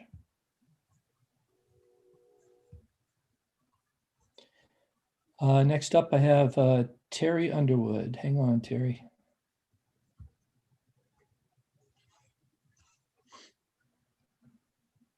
Hi, Terry. Can you unmute and state your name and address, please? Hi, good evening, everyone. Can you hear me? Yes. Okay, thank you. I am Terry Underwood, 40 Maple Street, right across from Peasley. So I had written a letter not that long ago, well, what feels not that long ago, and I want to thank you, or the people that I had sent it to on the planning board and selectmen for their response. I do appreciate that. Some of my information was not correct as much as I did what I could for fact checking. So, but I do appreciate the response, and just know that I'm also a voice here with my fellow neighbors, no matter what street or block we live on. So I also appreciate all of the, there were extra police patrols. Trucks are still there, not as much coming up and down. It's really hard to take a picture of a license plate. So I just want to add that in. So I guess I'm really here to add a voice. Very pleased to hear that a light will be going in at 20 and Maple. I can't tell you how dangerous that can be. And it doesn't matter the time of day when cars try to go around another when someone has stopped to let someone go in the crosswalk.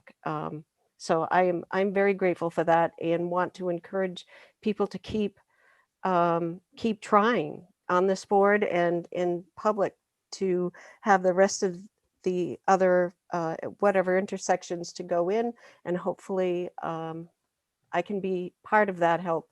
So I'm asking, is there somebody else to give voice so that it's not just coming from the town? I'm going to guess that Senator Eldridge or Representative Gregoire have heard a lot from us, but is there anyone else at the state level where we can add a voice? And thank you, everyone. And I'm so sorry for the Wicksteads for the truck incident happening. I walk on those trails, and so I know the first several feet can be considered town property, or but when you have to walk on the edge of a road, it's scary. So I share in those concerns, and because I so enjoy the trails all around there, so it's not uncommon for me to be walking there. So I'm here adding my voice and asking what else I can do, and happy to be a part of the solution. And so happy 2021, everyone. Thank you. Thank you very much, Terry. Next up, I have Ann Beckstrom. There. This is Ann Beckstrom. You hear me? Yes, we can, Ann. Could you please state your address? Sure. Yeah, 152 Bartlett Street. And I was just looking for clarification from John regarding the signage that he's been talking about that was ordered and is going up. Did we only order signage for the end of the two driveways, the Dewey Pile driveways and the FedEx Amazon driveway?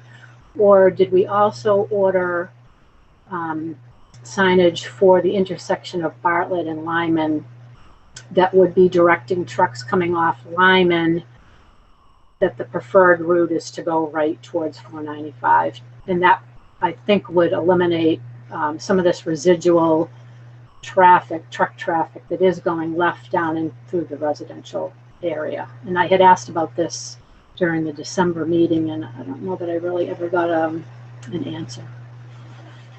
So that was one question that I have. And then, you know, I do think John's idea of having that one page on the Northborough website to funnel all of these traffic questions and answers is a good idea. I worry a little bit about the upkeep and maintenance aspect of that. I don't know who's one person that's being assigned to manage all of that, but you know, it could be a bit of a heavy lift, I'm thinking, and then you're going to end up having to funnel the questions to the right people, specific people anyways.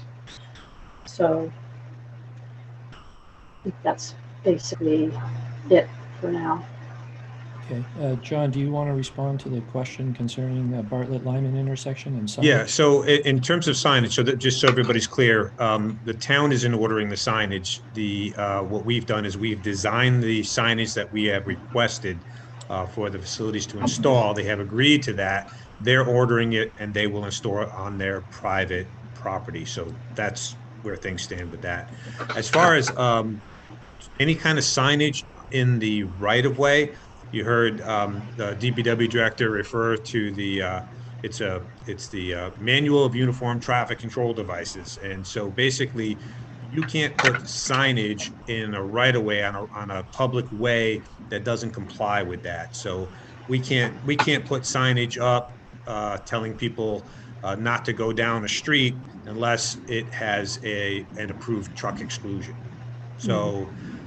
So we're limited in terms of what we can put up for signage on a public way, directing traffic. So that is always an issue for us. I know this is we talk to people a lot about this. Is, you know, somebody said, well, can we put a sign that just says no trucks allowed? We can't do anything. We can't do that. It's either a truck excluded area or it's not. And if it's a public way that's not truck excluded, they can, you know, vehicles can go that way. So Scott, I don't know if you have anything you want to add to that, but any signage that goes up has to comply with the regulations about traffic control devices.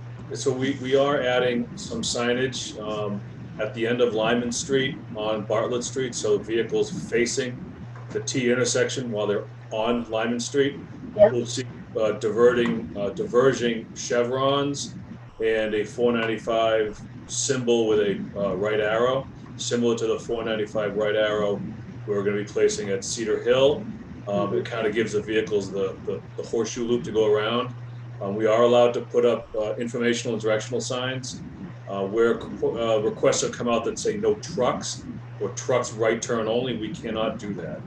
But you know, we're aware of the guardrail that was damaged years ago. That guardrail is not appropriately used, but chevron signs there identifying, you know, that's a T intersection. A stop ahead sign is certainly warranted at that location.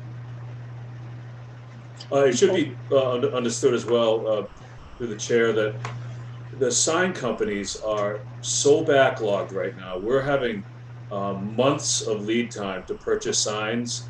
You know, there was a shutdown of manufacturing a while ago, a large backlog of it, and twice the orders as before because of all these signs you see at every playground, park, commercial venue that have COVID restrictions on them. Those have all been prioritized at sign manufacturing facilities. So it's a long lead time on these signs. It's not for lack of effort on our part. It's just they're backlogged.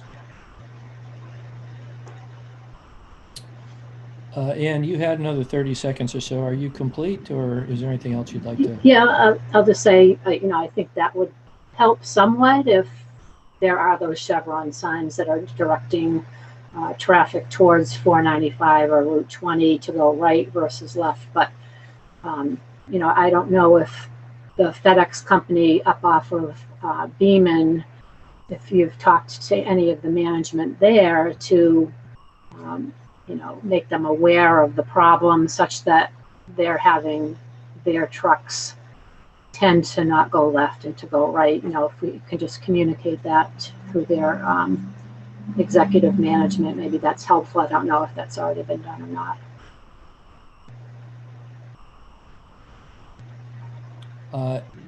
Have we spoken to the FedEx at Beaman? Yeah, we've been concentrating obviously on Bartlett Street, but we are in the process of reaching out. There's several operators down there. That's one of the reasons why we were talking about like why a truck exclusion wouldn't work on Lyman is we have McKesson, FedEx, there's Nucor down there, there's Eagle Trailer, all those operations that are down there. So we are reaching out and expanding our communications to them. What we've found actually in terms of the FedEx trucks that are on Bartlett is that in working with the facility manager on Bartlett, there's two different FedExes.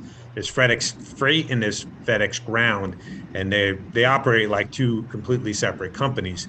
But what we're finding is it's more the trucks on Lyman Street that are being seen on Bartlett. So we are opening up a dialogue with them. Again, a little different situation. The facilities that were approved on Bartlett have the condition and the site plan approval about the turning restrictions.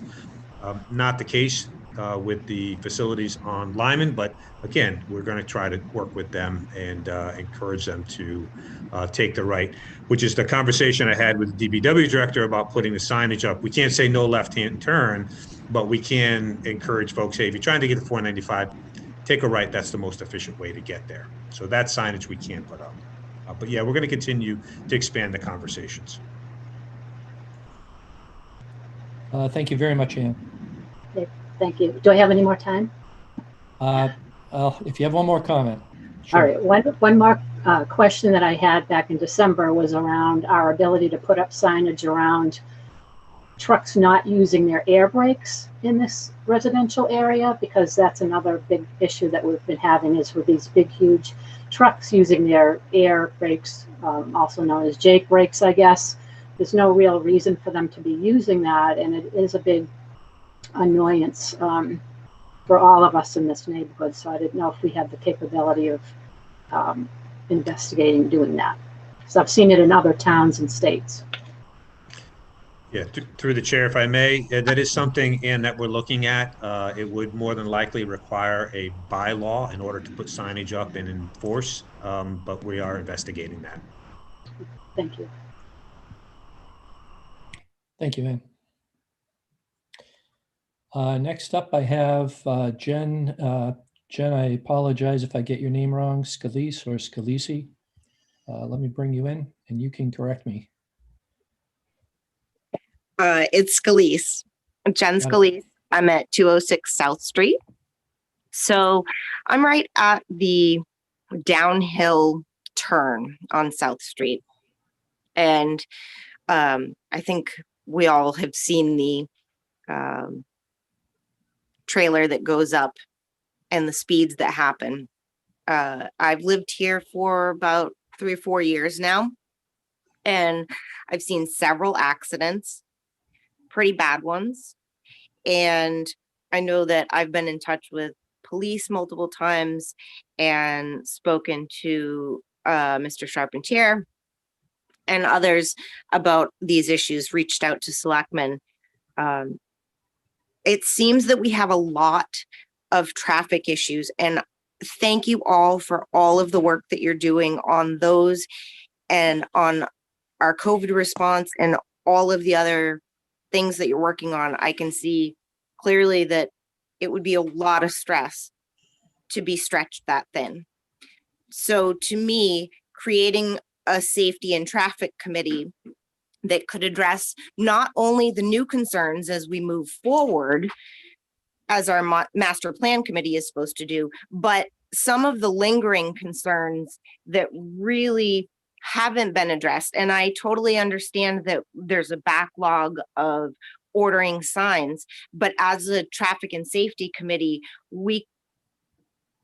the committee could look into those issues and get the right signs on order so that we could most efficiently take care of it.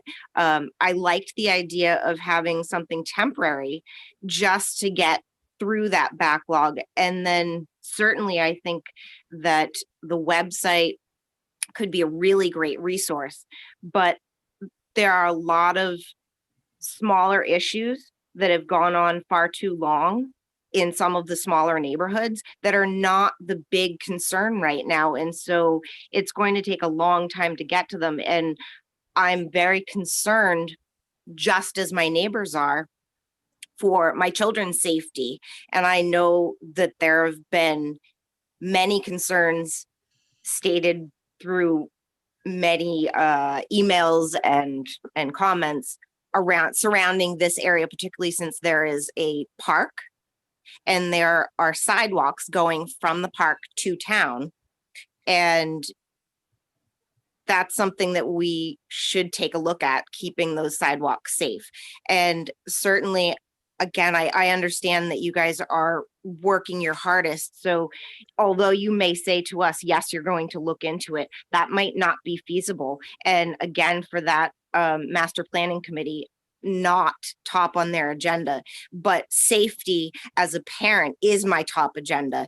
And I really hope that I can help in some way, or we can prioritize all of the safety concerns of the people that use this town, walking and enjoying the space that we have. I hope that we can look at it from a growing town point, that we have young families moving in and we want to appeal to them. We want to keep them safe. And that's something that we need to prioritize as a town. Thank you. Very good. Thank you very much, Jen.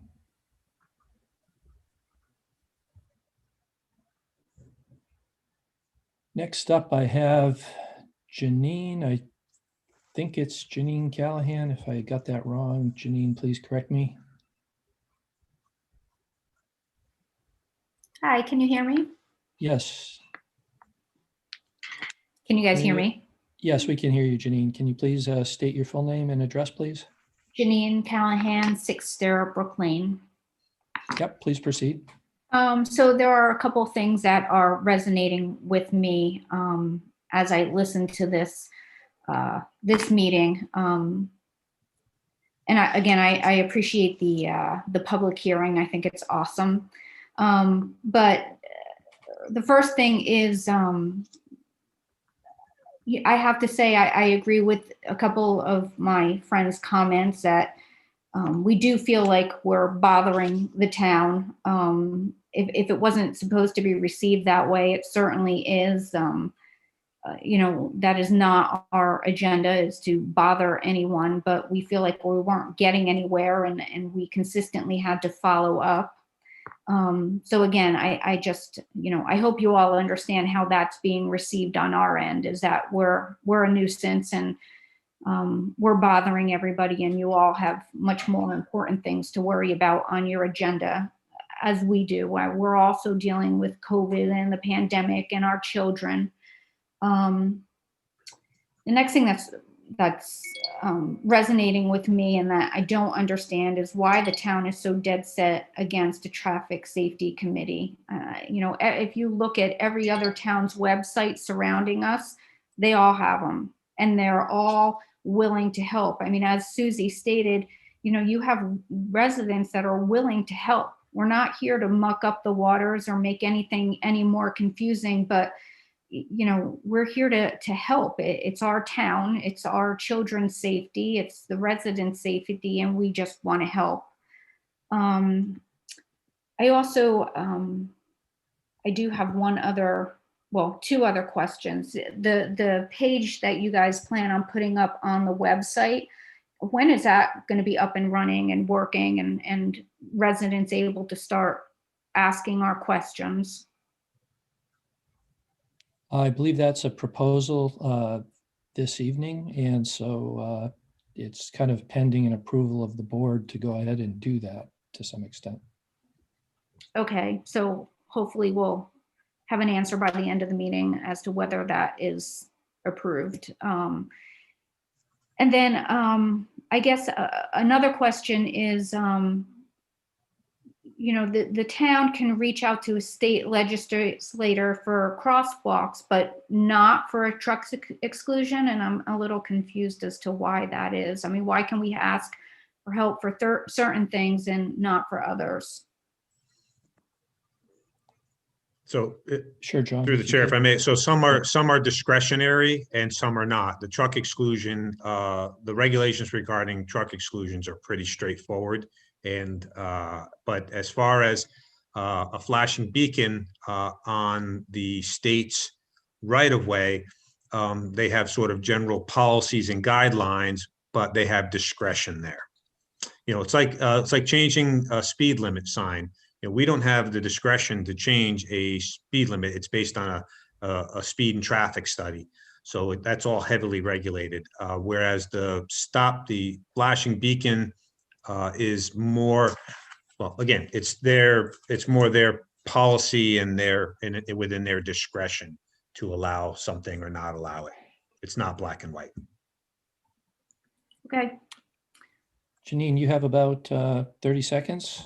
No, I'm good. I mean, I don't want to sit here and take everybody's time. Most of my neighbors and friends have all stated basically what I was thinking. We've said it before. It's like Groundhog Day. You know, we're all still here in the same boat in this side of town with Amazon, FedEx, a Dewey pile, Gutierrez possibly building more warehouses. And again, we just, you know, everybody says, you know, we keep asking the same questions. And I feel that if we get stagnant, we're going to be overrun here in this town. And maybe we're being pests of ourselves, but we don't know any other way of protecting ourselves is really what it comes down to. So if it's meant that we're going to be pestering the town and the boards and the planning board, and well, so be it.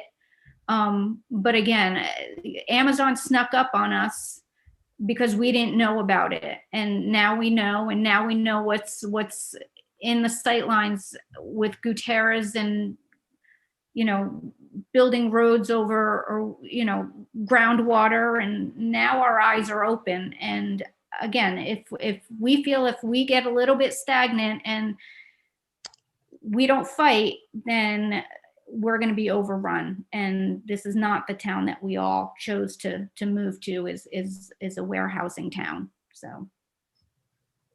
Okay. Thank you very much, Janine. Yep. And next I have Carrie Martinek. Hang on, Carrie. Hi, Carrie. Hi there, it's Carrie Martinek, 16 Hemlock Drive. Just a quick comment or a little bit of a question for me about Master Plan Implementation Committee. I got a little nervous when it sounds like a bit of a catch-all for different things that we need help with, or they need a pinch hit for. For anybody, I'm sure everybody on this call has read it. It's a 236-page document with certainly enough things to do. And in looking at it, I've read it multiple times myself, and people are really looking for things like downtown revitalization studies, economic development plans, affordable housing. So I get a little nervous to put too many things on it if they're, you know, committees coming up with committees and things like that. Just something to think about. Obviously, creating subcommittees is not out of the realm of what they could do. I just, you know, we have so many things that residents have voiced that they want to see happen in the town. I just want to make sure that we let that committee do their job, and really that's to serve as a liaison to the town boards and committees to help implement the plan and keep it moving forward. And hopefully that can still happen. So that was the only thing, just thinking that sounded a bit like a catch-all for some of these things that we're strapped for time with. So the Master Plan Implementation Committee can take it on. We really need them to stay focused. So I hope that's just taken into consideration. Thank you. Okay, thank you, Carrie.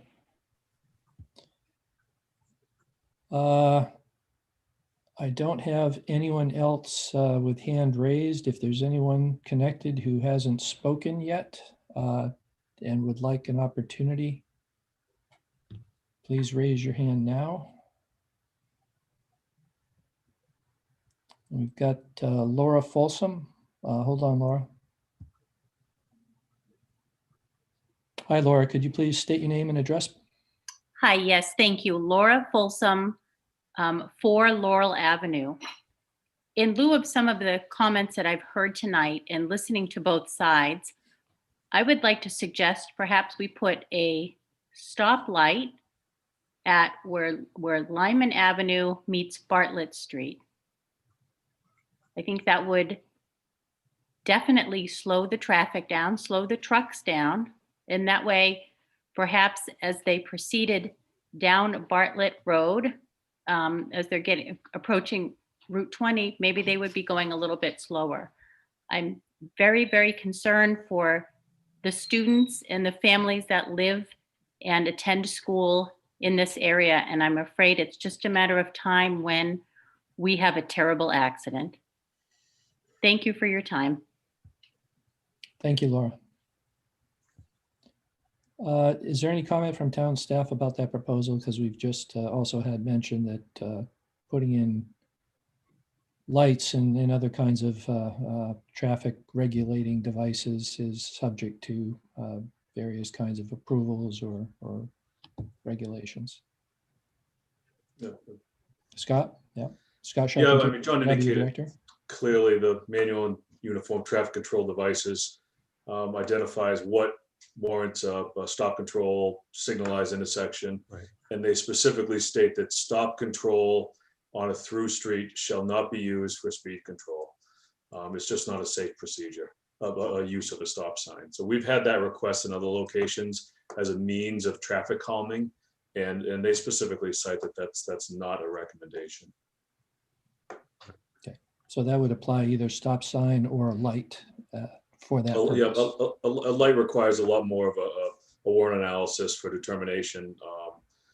Stop control is sort of the knee-jerk reaction at times to try to slow traffic down and be a traffic calming mechanism. There are other traffic calming mechanisms that other towns and committees have looked into through complete streets, but stop signs is not one of them.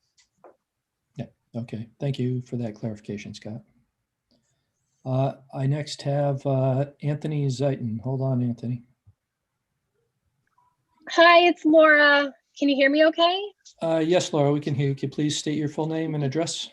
Sure, it's Laura Zeiton, 17 Franklin Circle. I appreciate all the feedback and that you're going to be, addressing all these safety concerns. One area that I did want to mention are the sidewalks in town. I noticed at Maple Street between Ridge and the high school, there's no sidewalk there. It's a really rough area. And it just really dawned on me that there's a lot of areas in town that I think could benefit from sidewalks. So when you are going through these other safety and traffic concerns, if we can just prioritize where the best places are for sidewalks. And that was all I wanted to share tonight. Great. Thank you very much, Laura. Yep. And last call, if there's anyone who hasn't had an opportunity to speak and would like to, please raise your hand now. I think everyone is connected through the Zoom app. Nobody's connected by phone. And that will do it. Thank you very much for the public input. This point is a public hearing. I guess I always never quite sure whether we need to do this formally or not, but it's a public input session by the board. It's not like you have to formally close the public hearing portion of it. This is just your taking input, right? Okay, very good. Thank you, John. So we had the recommendation from town staff. We've heard from members of the public who've expressed their concerns about traffic safety in various locations. Many of those directed to the Bartlett Street area, but some directed to other areas in town. Actually, before I do that, let me just mention, in addition to the public comment offered tonight, We had a written input from Jennifer Scalise, who did speak this evening.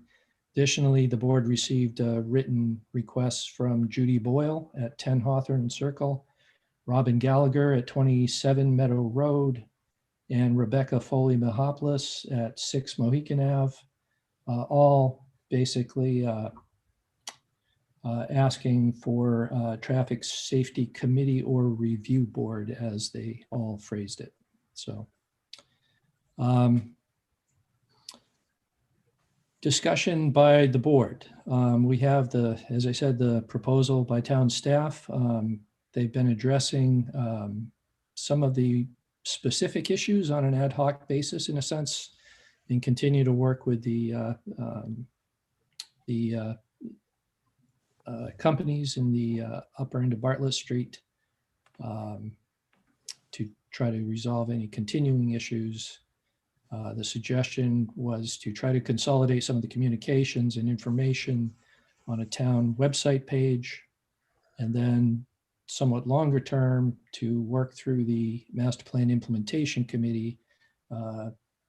One of that committee's concerns, of the several concerns that they have, in understanding of traffic and transportation in the town.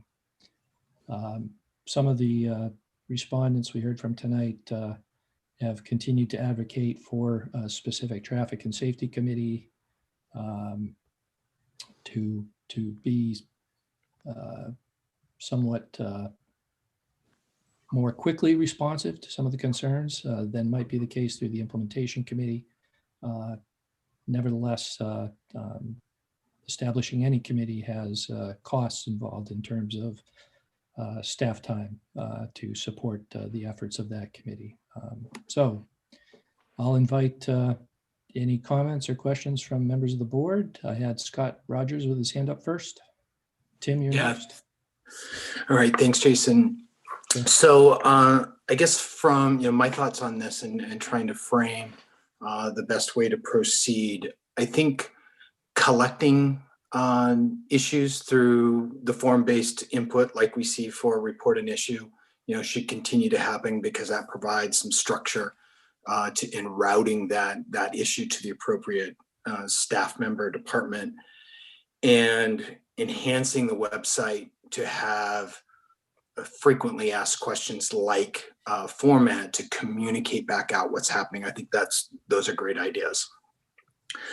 In that proposal, I think we're still saying that if there is an immediate safety issue, those should be continued to be reported to either public safety or DPW as been occurring. That if there is an immediate traffic or immediate safety issue, residents should report those and those immediate concerns. What I'm struggling with is, in between that, where we have a section of town, let's continue to use Bartlett, where a number of issues have grown over time, that, what's the best way to address those? And I think over the last few months, we've gone from individual reports to more coordinated activity from different town staff and departments, and building up a number of actions that have been taken specific to that area.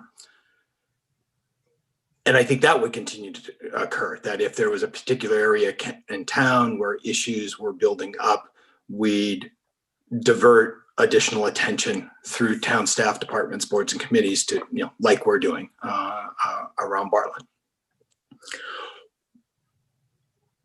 Let me put a pin in that for a second, and then say, for longer term planning topics involving traffic volume, walkability, sidewalk extensions, where it's longer term planning, I think those go to longer term planning committees, whether that's elements out of master plan implementation or capital with the finance committee, or planning boards, or in adjusting bylaws or whatever. That's planning. Those back to collections of issues like Bartlett, I don't see where the resolution of those collections of issues can wait for a larger planning body. I think they need to be addressed in some sooner, addressed sooner in some way. What I'm struggling with is I don't see how another committee provides that method to address those issues. And that's where my mind is at the moment, is to approach it the other way. Instead of saying we need a traffic and safety committee, for me, I'm trying to say, what's the best way to move forward with the collection of issues like we see on Bartlett? And that's where I'm listening to the input, and I want to hear your guys's thoughts on what's a better way to address those issues. And I think I'll leave it right there for now. Okay, thank you, Scott. Tim, you had your hand up. Yeah, thank you, Mr. Chair. I just want to thank John and everybody else for all the work they've done, and I think the website is a great start. I think that's a way to disseminate information to people in a somewhat timely manner. I know I agree with some of the comments from the residents that there is the opinion that the town doesn't need a traffic safety committee. And ultimately, after speaking with residents pretty consistently over the last 4 to 6 weeks, there is the feeling in the community that a traffic safety committee is needed, and ultimately, my responsibilities fall with listening and advocating for the residents. So I just want to go through some of my thoughts on a traffic safety committee. I know it's just semantics, but a lot of people call it traffic and safety. I just think it's traffic safety. Once you get into and safety, I think that introduces a whole realm of other things that I'm sure Chief Parenti has things under control in the and safety department. So it's really a traffic safety committee. The first thing is, like we have for the diversity and inclusion committee, we have a 12-month period for that committee. I think if we were to implement a traffic safety committee, that we do it for 12 to 18-month term. That way, so that it can prove that it adds value and offsets the cost and the bureaucracy that the committee would bring. Second, I think it really needs to be, if we were to move forward with the traffic safety committee, that it needs to be local roads only, not Route 20, not any of the state roads. I don't think it's appropriate to have a traffic safety committee reaching out to the state and state reps representing the town. Third, if we were to have a traffic safety committee, I think it'd be one of the most important things is determining how the committee prioritizes issues. We've heard from we've heard from a select few people from the Bartlett area very consistently over the last 3 to 6 months. And my concern would be that those people would then get on the traffic safety committee and they would only advocate for issues in the Bartlett Street area. The committee needs to represent the community, and there needs to be a mechanism in place so that the issues that are brought before the committee are prioritized, so that people that get on the committee can't serve their own personal self-interest and then just quit or get off the committee. I think that's really important, that if we're going to do that. Next, I think if we were to have a traffic safety committee, it needs to solve problems. It can't present problems. We know what the problems are. If the safety committee comes to the Board of Selectmen every week and lists a slew of problems, that's just another layer of people complaining to the Board of Selectmen. That's just unacceptable. If there is a traffic safety committee, if people bring an issue to the traffic safety committee, they have to solve the problem. They have to bring a solution to the Board of Selectmen that's reasonable and can be implemented. Somebody brought up sidewalks. You know, that's easy. We can put sidewalks everywhere. Who's going to pay for it? How are we going to get the money? Like that's, if you want to have a traffic safety committee, those are the issues that you need to address. Next, we've heard from quite a few people when we had the vote on the Master Plan Implementation Committee. We've heard a preference for new voices. Julianne Hirsch actually voted against the recommendations for the Master Plan Implementation Committee because there weren't enough new voices. If we have a traffic safety committee, does it have to be all new voices? Is that the only way that we're going to get full support for the traffic safety committee? By having all new voices. So that means we can't have anybody from any other committee. We can't have anybody that's run for anything. It's got to literally be all new voices because that is what we've heard from people. It's got to be advisory only. Doesn't have a budget. It's just you go out, you find the solutions, bring them to the Board of Selectmen.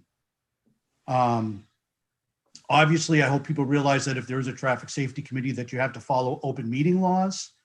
So that would prohibit a lot of the negative comments that are made on Facebook and fake Twitter accounts like that. That would have to stop if you've served on the traffic safety committee. I would expect it would report, directly to the Board of Selectmen. And lastly, would the traffic safety committee also consider pedestrians and cyclists in town? Oh, and lastly, we would have to determine the makeup of the committee, who serves on the committee, and to other people's points, as far as admin and town staff time. For example, if Chief Liver were going to be on the committee, we would need to take something off of his plate. And who makes the determination of what comes off his plate, when it comes off his plate? Because to John's point, you just can't continue to dump is the wrong word, ask town staff to serve on all these committees without removing stuff from their plate. So, if people and staff were to serve on the committee, there would have to be a discussion on what part of their responsibilities get taken off of their plate. So if we were to consider all of these things and put them in place, I think a traffic safety committee would make sense. Thank you. Thank you, Tim. Any other members of the board? Leslie. Okay. My colleagues on the board have made some very thoughtful comments.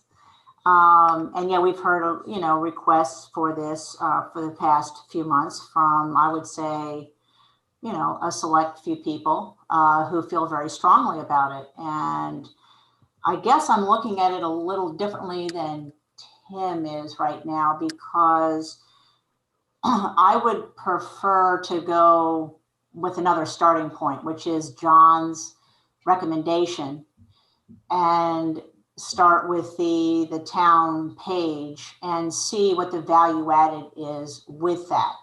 Does that work the way we hope it works? Do people actually use it, see it, get satisfaction from it,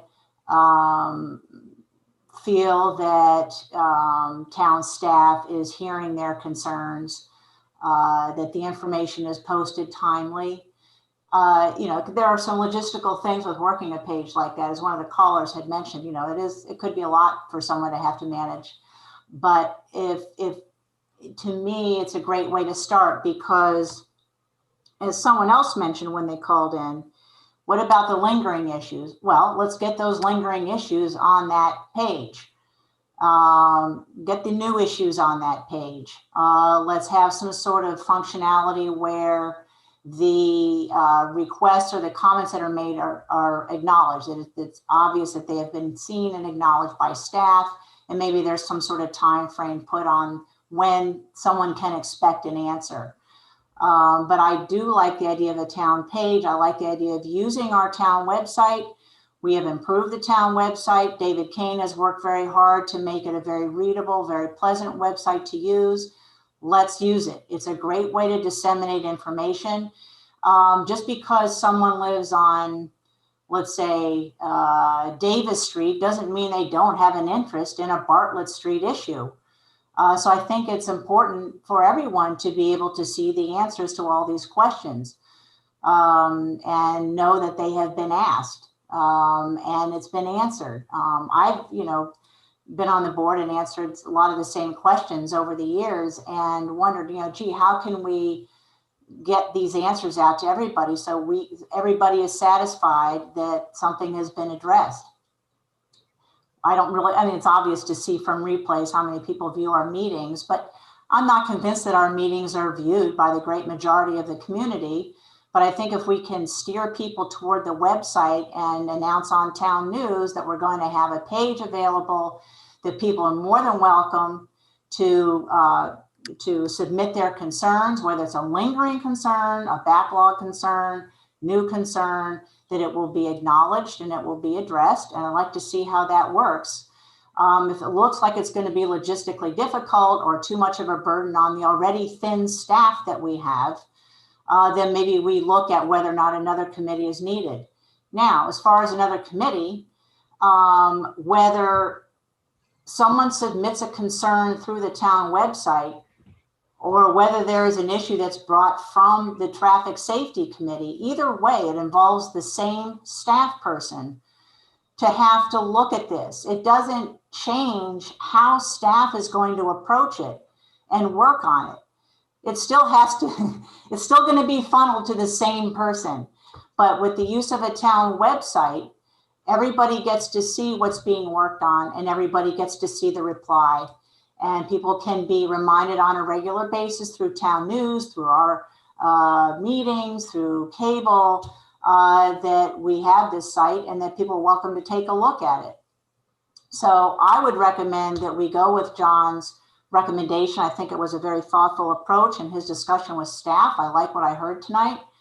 And that, again, longer term issues, wide-ranging issues should be handled by implementation committee. And again, we'd have to work on how things get funneled to that group.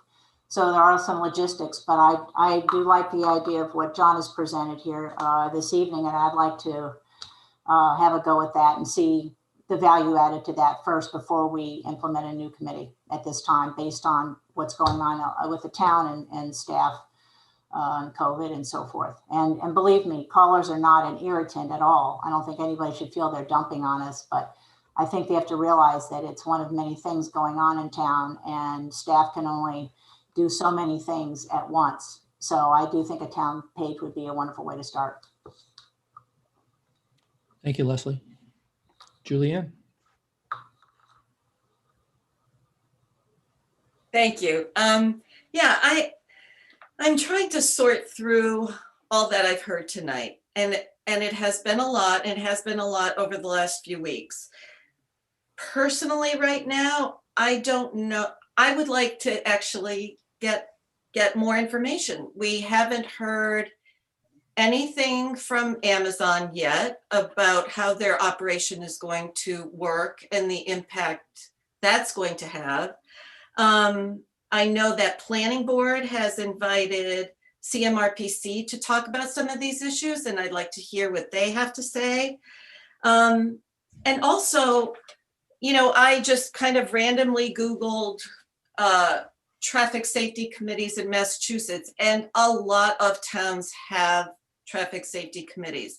And I would like to be able to reach out to Westboro or Grafton or any of the towns that come up and see how these committees are benefiting their town and how they're actually constructed. And I think that maybe that's a big question that we have right now is how would this committee, what would it look like? So I know everybody wants an answer tonight, but I think we've got to think this through a little more. not close the public hearing and kind of sort through all this information. Thank you, Julianne. I think the public hearing is essentially closed for this evening's business. We do have some decisions to make here. So let me take my crack at it here. Like Julianne, I also Googled Traffic Safety Committee, got numerous hits. And as I drill down onto those pages and look at who's on the committee, invariably you see it's the town manager or town administrator, it's the police chief, it's the fire chief, it's the public works director, it's the traffic engineer, it's the town safety officer if they have such a thing. There's as many or more town staff members on those committees than there are citizen representatives, if they have citizen representatives at all. So the circumstance, quite frankly, is that traffic and safety, or traffic safety, however you want to phrase it, is a complicated issue. There's a lot of statutory or regulatory issues that come into play with some of the measures that might be undertaken. And I'm not convinced that a group of citizens collectively have sufficient expertise or experience to go off and research a lot of those kinds of issues on their own without some assistance or without some support by staff members who are experienced in those matters and knowledgeable about those matters, for the committee overall to be successful and efficient in its mission. So from that standpoint alone, and as we've expressed in the past, the tremendous workload that's already being placed on town staff to take care of their day jobs, in addition to the additional burden that COVID is placing on everything. I don't think it's reasonable at this time to charge a committee for that specific topic, when it's essentially going to be the town staff members who will really be doing a great deal of the work to vet any circumstances that may be safety issues, and to do the research or supporting investigation to arrive at whatever the solutions might be, if there is a solution. In comparison to that, considering that town staff ultimately fields a lot of these, concerns that are submitted and have to respond to them and respond to them in a knowledgeable way, I think as an immediate step we could take would be to take the recommendation of forming some additional centralized information on the website that can essentially respond to frequently asked questions in a complete and fully informed and supported way, so that people have that information, at hand. If there are any follow-up questions to some of those kinds of issues, then certainly town staff can follow up to providing other needed information. But I think from an efficiency standpoint, we do get concerns or requests that have been submitted over the years for additional crosswalk support at certain locations, or sidewalk improvements or extensions. Some of the answers to those inquiries, haven't changed, but every once, over time, you get those inquiries again. And I think it'll be helpful at least to have some of that information in a centralized location with the responses, and be able to provide that service to the town residents, so that that information is more readily available. It may be that there are certain situations that perhaps require more consideration, and will perhaps need to come before the board for some kind of consideration, or may even go to town meeting in terms of providing funding for a particular mitigation or remediation for a safety issue that we encounter. Then in those circumstances, in those kind of one-off situations, then we can certainly address those as they come in. As far as broader or more comprehensive solutions are concerned, then I think I am of the mind that the Master Plan Implementation Committee is at least the initial vehicle for those issues to be considered, and for further recommendations to come out with the, the consideration given not only to what the problem might be, what potential solutions might be, but also taking into account the priorities and trade-offs and costs and benefits. Everything, I say this from time to time, you can do everything you want, but you can do anything you want, but you can't do everything you want. There are limits to time, money, staff, other resources, and you have to make some priorities and trade-off decisions. And when I say that here right now, I'm not suggesting that safety is unimportant. I'm not suggesting that we're shunting safety aside. I am saying that the specific proposal to form a traffic safety committee, in my mind, isn't the correct way or the viable way for us to approach these problems at the current time with the current circumstances and burdens that are already placed on municipal operations. So, yes, Tim. Can you just walk me through, if a resident has a concern about traffic,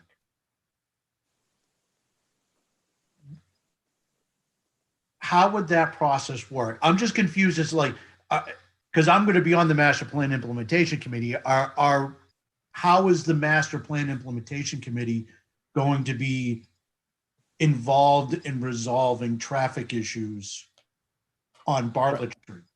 I don't think the implementation committee is providing the direct resolution. I think the implementation committee is giving more drill down consideration for some of the transportation and traffic and safety issues, and providing kind of further recommendations to town staff and to this board about what priorities might be and what measures we might want to consider to address those.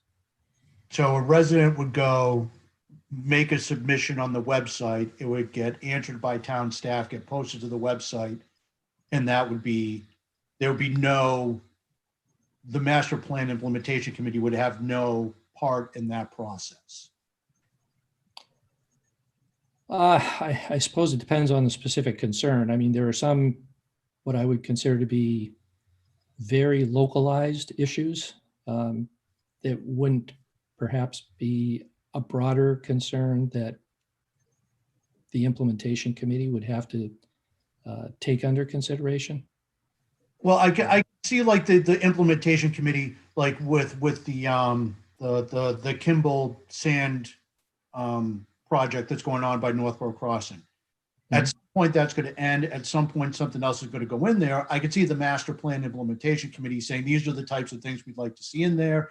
This is the impact it would have on traffic, and these are the remediations we'd like to put into place in order to effectively manage and control that traffic.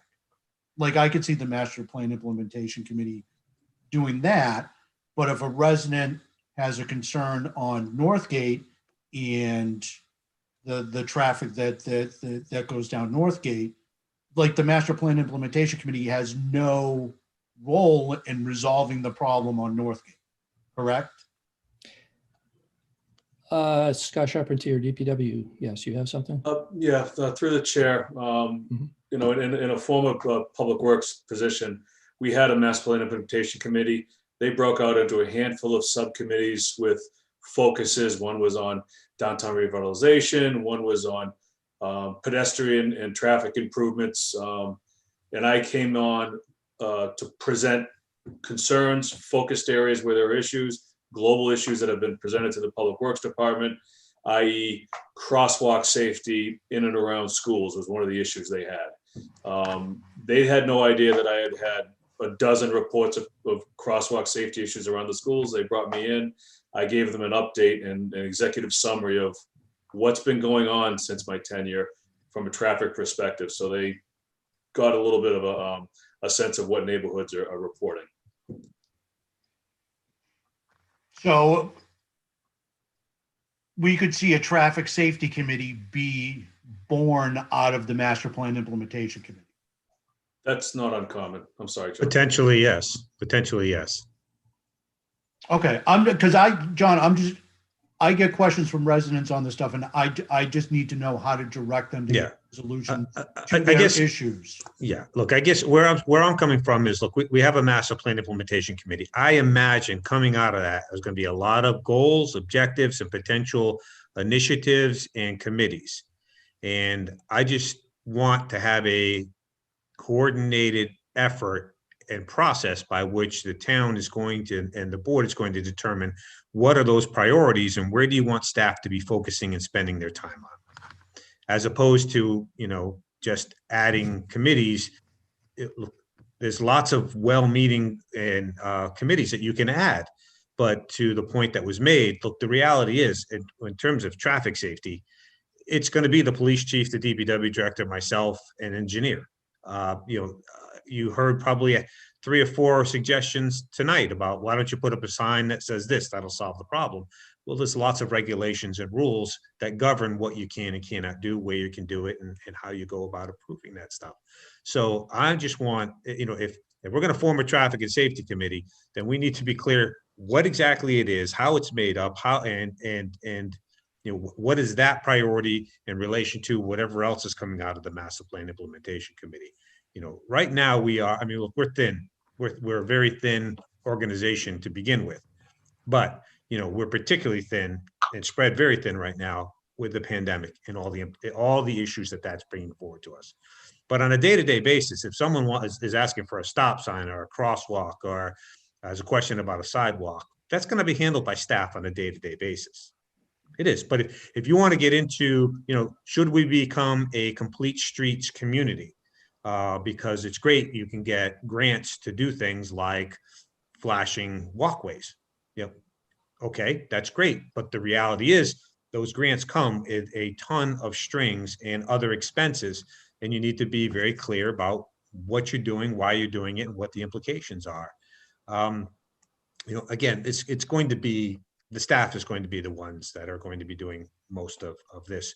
What I'm looking for is some larger direction coming out of the master plan implementation committee about what are the focus areas that we want and what are the best ways to address those items. You heard another person comment about, we just need to add more sidewalks. Well, the other comment was made, look, we are limited in terms of resources to fix and maintain the sidewalks we have now. We can add more sidewalks, absolutely. But, someone's got to figure out, well, how are you going to pay for that? And how much does it cost? And how is it going to be engineered? There's right-of-ways and easements that are taken. I mean, that's all staff. It's all going to be staff. Right now, we know we have sidewalks that need to be addressed. And, we're having difficulty. It's been the top priority of this board for the last 4 or 5 years that we need additional funding from the state under Chapter 90 to address roadways and sidewalk improvements. The other alternative is we can raise taxes. So if the master plan implementation committee tells me this is a priority and the board says, yep, we want to raise taxes to add more sidewalks and to fix sidewalks, then we can put that together. Again, it'll be staff that puts all that together. But look, what we always try to do for you is when you tell us, hey, listen, this is where we'd like to go. Our job as staff is to research the issue or the opportunity, the problem or the opportunity, to frame it up for you and to offer you a possible path of proceeding. But, somebody with technical knowledge needs to frame these types of things up. And that's going to be staff. that has always been and always will be staff under any scenario that you contemplate proceeding with tonight. There is a role for citizen input, absolutely, in all these processes. That role is, what are the priorities? What are the overall arching goals and objectives? But then it's going to be the staff that has to put this stuff together, put meat on the skeleton of what would it actually take to accomplish these goals? How much would it cost? There's opportunity costs to everything that you do. And so to lay all that out for the board. I'm just, I'm frankly concerned. You've heard me say this on multiple occasions that we keep adding, we're constantly adding rules, regulations at the state and federal level onto us, and we're adding additional workload with new committees and new initiatives, and that's fine. But there has to be a matching increase in terms of resources, because we can't just keep adding committees. And as well-meaning as the committee, as a traffic safety committee would be, the reality is it's going to be the staff that posts the meetings and the agendas and does the research and responds to ideas, because people come up with all kinds of great ideas that's a positive thing, but that those ideas have to be shaken out, and the information needs to be compiled, and that has always been and will continue to be the police chief, the DPW director, town engineer, and myself. That's why we're here. So again, we can do anything. I just want to make sure that if we're going to be adding boards and committees coming out of master plan implementation committee, that we start to understand, what are we doing, why are we doing it, and how are we going to appropriately bring the resources to bear to make sure that whatever those endeavors and those goals and objectives are, that there's a chance to be successful. So, Scott Rogers. Yeah, so I think I'm back to, in terms of the recommendations to establish, better communications and status and more efficient communications. I think I'm on board with that, with the recommendations. That's great. And I know we have, some immediate issues that are being worked. I guess I'm still not at the point where I see that a committee in front of the work that needs to be done. Committee in front of the work that needs to be done anyway helps resolve any of the current issues that we have. I think, it could set some agenda for future planning, but I guess my primary concern isn't as much future planning, but resolving current issues and what's the best way to resolve those issues. And it's either, and I think it should be more efficient communication so everybody's understanding of where things are at. But what I haven't heard in a committee is how that would help resolve the issues that we have. So from that standpoint, I'm more focused on getting issues resolved than establishing another advisory group. Thank you, Scott. Leslie? Yeah, I agree with Scott. And the more I think about this page, the more I like it. I think that, again, going back to a previous statement that I made, whether a traffic safety group or the town page is the vehicle for these kind of complaints and concerns, is still going to involve the same staff. Everything is going to be funneled to the same people, and it's going to require the same amount of work.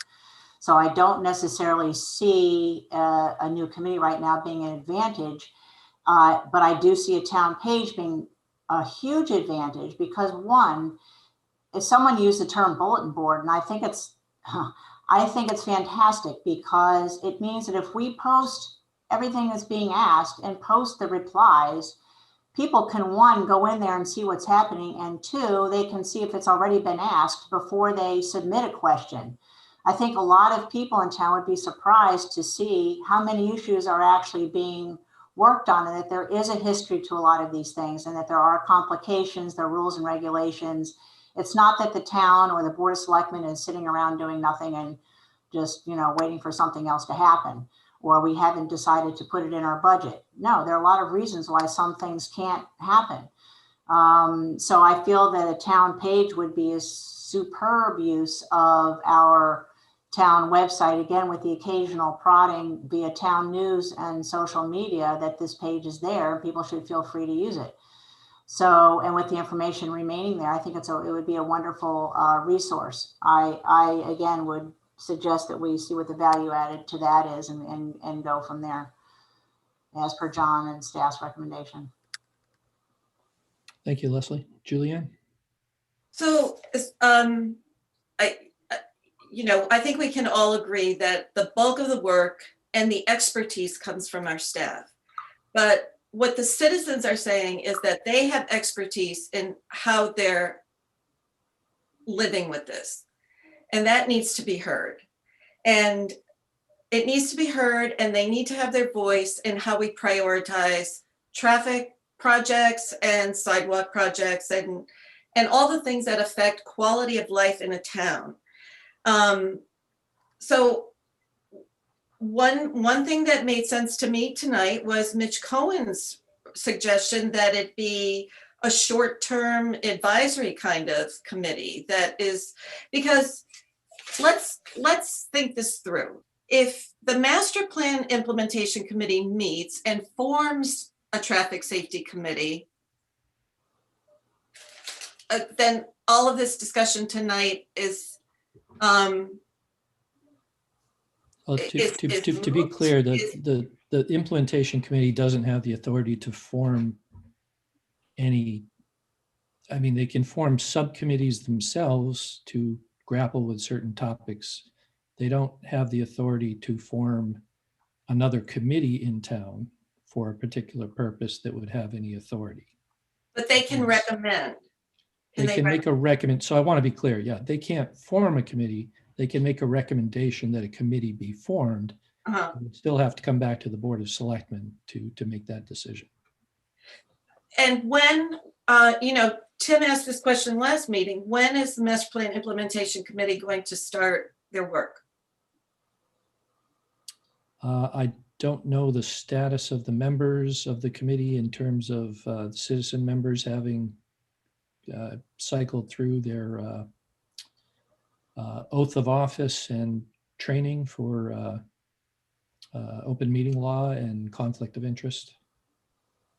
I'm sorry, I don't have that right now. Yeah.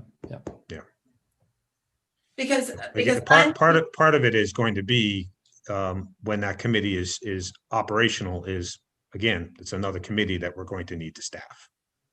Right. So one of the things that we're struggling with is who is going to staff and how are we going to rotate staff through to support the committee depending on the direction that they go in.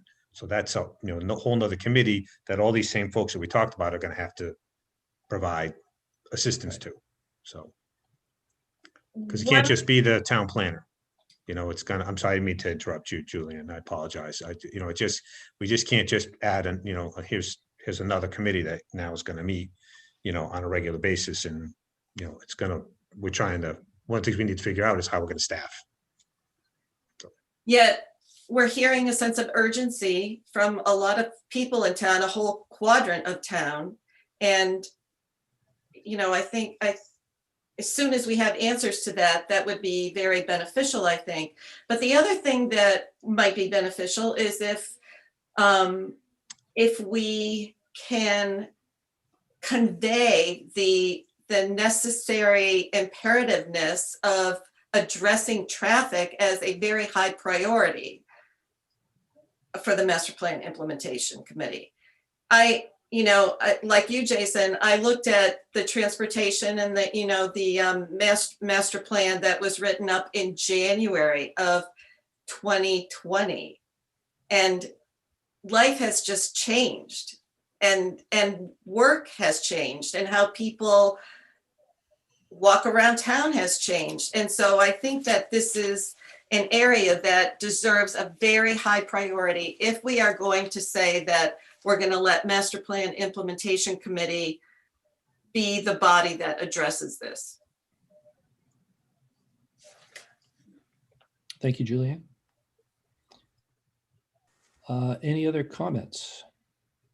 Any other discussion? Any other questions?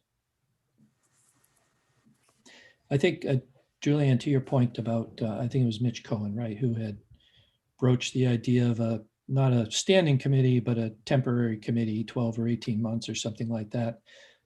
The issue for me with that is that it's no different from a standing committee in the near term. You still have a committee, it still requires staff support. And whether it's a standing committee or a temporary committee makes no difference from the viewpoint of how it needs to be supported for something operating on that topic.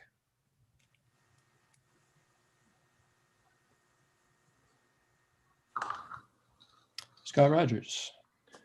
Yeah, I keep coming back to, and this will be kind of the last bit that, you know, I see either an existing committee or a new committee handle planning, but in terms of immediate, or let me just say immediate issue resolution, I don't see how a committee accelerates the resolution of the issues. I think we have to look at ways that we can assist staff in communicating effectively so that everybody knows what's going on, and then helping them, you know, make progress on the things that they can by helping with the prioritization of different projects and initiatives. Thank you, Scott. Julianne? To Scott's point, yeah, that's the real question. How would a committee help? And that's why I feel like we need more information. I think we need to hear from CMRPC. I think we need to reach out to other towns and find out how those committees are constructed. Jason, you and I both Googled, and if you look at those committees, it doesn't really necessarily say resident. It does. Some are 9 people, some are 4 people, and I'd like to get more clarification on the optimal way that Northborough could construct a committee like that. The fact is that we don't know how consistent any of these so-called traffic committees are across these towns. Some of them may have different charges. Some of them may emphasize certain aspects and not others. And as I say, whatever they're doing, they don't seem to be doing it broadly. There may be exceptions, but very broadly, the membership of these committees seems to be composed predominantly of town staff members who have expertise and knowledge in relation to safety matters. As I said, the fire chief, police chief, I'm looking at I'm looking at town of Billerica here. Town engineer, operations supervisor for the Department of Public Works, somebody from the planning board, designee from the Board of Selectmen. Chairman is the safety officer. So that town of Billerica has a safety officer. They're twice our size, that's why. And they're twice our size and have that much more in terms of resources and staffing to be able to support something like that. Scott Charpentier, DPW Director. Yes, through the chair. So I did a quick search through some towns and made some phone calls to get the composition of their committees and boards. Ashland, roadway safety, they have 3 staff, 1 board of selectmen member, 2 citizens. Grafton is a traffic safety, they have 3 staff, 4 citizens. Holliston, 3 staff, 1 board of selectmen, 4 citizens. Hudson is all staff. Sudbury is all staff. And Westboro now they have an active transportation and safety committee focused on bicycles and pedestrians only. They have 6 and 6 staff and 6 citizens. Shrewsbury, Southborough, Maynard, Hopkinton, and Holden and Wayland did not have traffic safety committees. I tried to find towns that were close and similar sized. Yep, thank you. I appreciate that research, Scott. I'm not convinced that a committee predominantly or entirely composed of interested residents is going to have the expertise that's really needed for the mission of such a committee. It really does require staff members who have the suitable experience and knowledge, at least I mean, even to the point of just being efficient about how they go about their work and not going down certain rat holes potentially because of a lack of knowledge or a lack of experience, and coming to a conclusion that isn't borne out by what statutes or regulations or practices permit. So yes, Leslie. I didn't want to cut you off. I just, No. in preparation. You're fine, Leslie. Go ahead.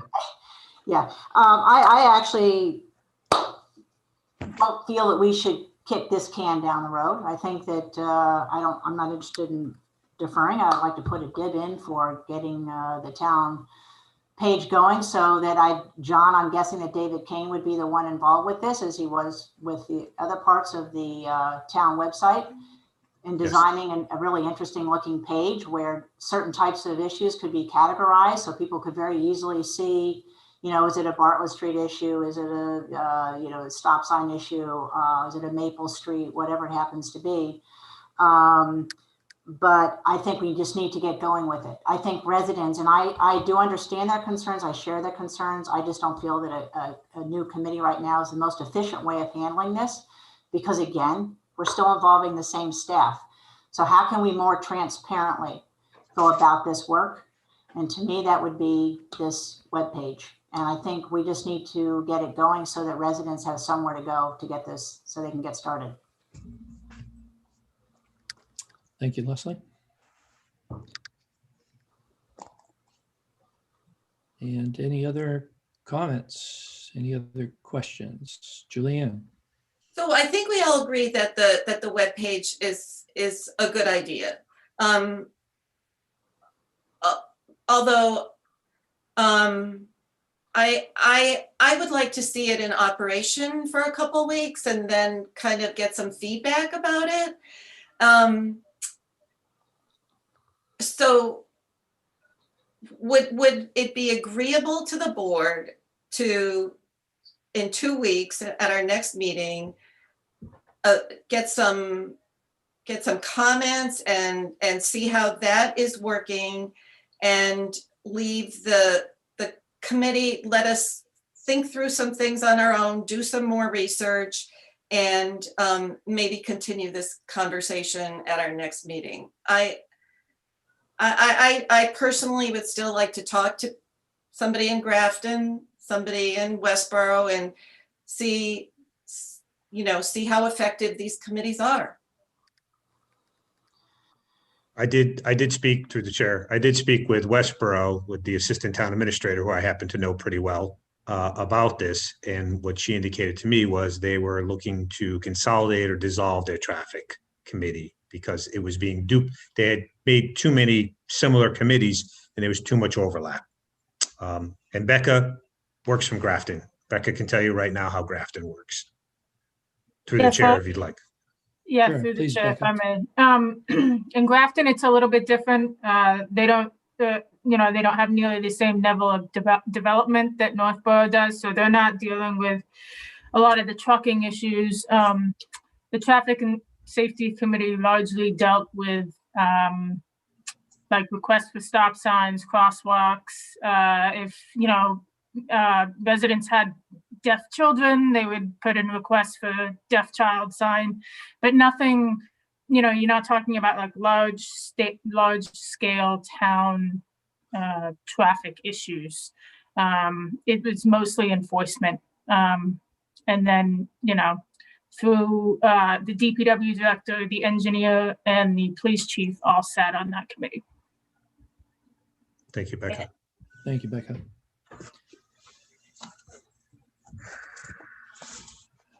Any other comments? Any suggestions for how to proceed? Leslie? Yeah, I just wanted to say too, and I had already said this previously, which is that I think, with the page, we get this going and we see how it goes. We need to give it a few weeks though. I think we need to give it more than a couple of weeks. I think we need to, I don't know how long it would take David to put this up. It's going to take a couple of weeks just to get this thing going, just so everybody's clear. This is not something we're going to be able to do tomorrow. Exactly. And see how it functions, make sure everybody's aware of it and knows that it's out there. and we see usage on it, and then we can evaluate it and see. I think I'm much more prone to make a commitment toward that as opposed to agreeing to a new committee tonight when I'm not convinced that there's any value added to that. Thank you, Leslie. Any further comments? Julianne? The concern for me now is that it sounds like Master Plan Implementation Committee doesn't have a schedule yet. And it might just be me, but I'm sensing a real sense of urgency from a lot of people about traffic safety. And by our next meeting, it would be nice to know when Master Plan implementation is going to reasonably get started. If it's going to be, summer or fall, then I think we might have to really consider some kind of ad hoc or short-term advisory committee. Sure, Joe. If I may, through the chair, this sense of urgency, this is really guiding, is pertaining to Amazon and Bartlett Street. I don't know that there's anything different that we would be doing out there than what we're doing right now. So it's not as though nothing is occurring out there. That situation is being addressed, and to the extent that we legally can address it. So that's going on. I don't get that there's a sense of urgency that somebody would like to talk about a crosswalk, or those are things that we take up on a regular basis all year round. The urgency, at least what I'm seeing, is coming from the Bartlett Street neighborhood pertaining to Amazon coming in. That's the sense of urgency. I don't know that there's anything different that we'd be doing out there than we're doing right now, and working through all of the things that we've done. Yeah. The Amazon is a big question mark. And are we going to hear from Amazon at some point exactly what that operation is going to look like once it gets going? Yes, as I said, I've made that request. I'm waiting to hear back from them. They weren't going to make this meeting, but they're looking at potentially one of the other meetings next month. Great. Okay, great. Tim, any further comments? No, I'm good. Okay. For purposes of the proposal from town staff, does anyone wish to offer a motion? Mr. Chairman, just by consensus, if you guys want to move forward with that, we'll move forward with it. I don't know that you need a formal motion to do it. Just, again, we're trying to offer up solutions or potential solutions. If that's something the board's interested in, we'll proceed with that. It will take a little bit to get it, up and running, but we'll move forward with that. I think that's the one thing we agreed on tonight. Okay. By consensus, is everyone in agreement with that, to proceed with the town website as a venue for centralizing the information concerning traffic safety concerns and the responses of town staff to those issues as proposed by town staff? Yes. Yes. Julianne? I just want to make sure that people know that they can still email us directly, and yes. Right. Nothing prevents them from contacting us directly. The benefit of the town website is just it's going to be a central place where anybody in town can go to.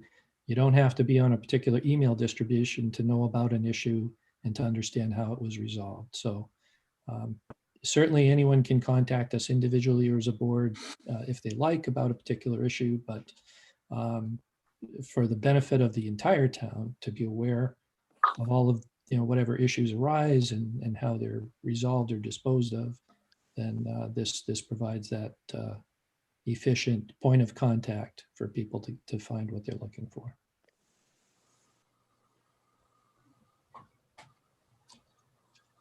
So is that by agreement, Julianne? Yes. Thank you. Okay. By agreement, moving forward with the proposal of town staff to continue to work the issues that are in progress, to provide a venue on the town website, which is dedicated to receiving traffic safety concerns submitted by citizens and providing responses in that venue so that they're broadly available and everyone is aware of them. And at this point, deferring to the Master Plan Implementation Committee, which is launched, which is in progress, and which will require town staffing itself to proceed with its work, one item of which will be some of the planning issues that concern traffic and safety.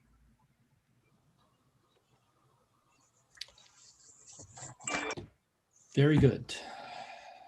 I think we are concluded on this topic, which only just now brings us to reports. Let's begin with Scott Rogers. Thank you, Mr. Chair. I guess the main item to bring up is a report back.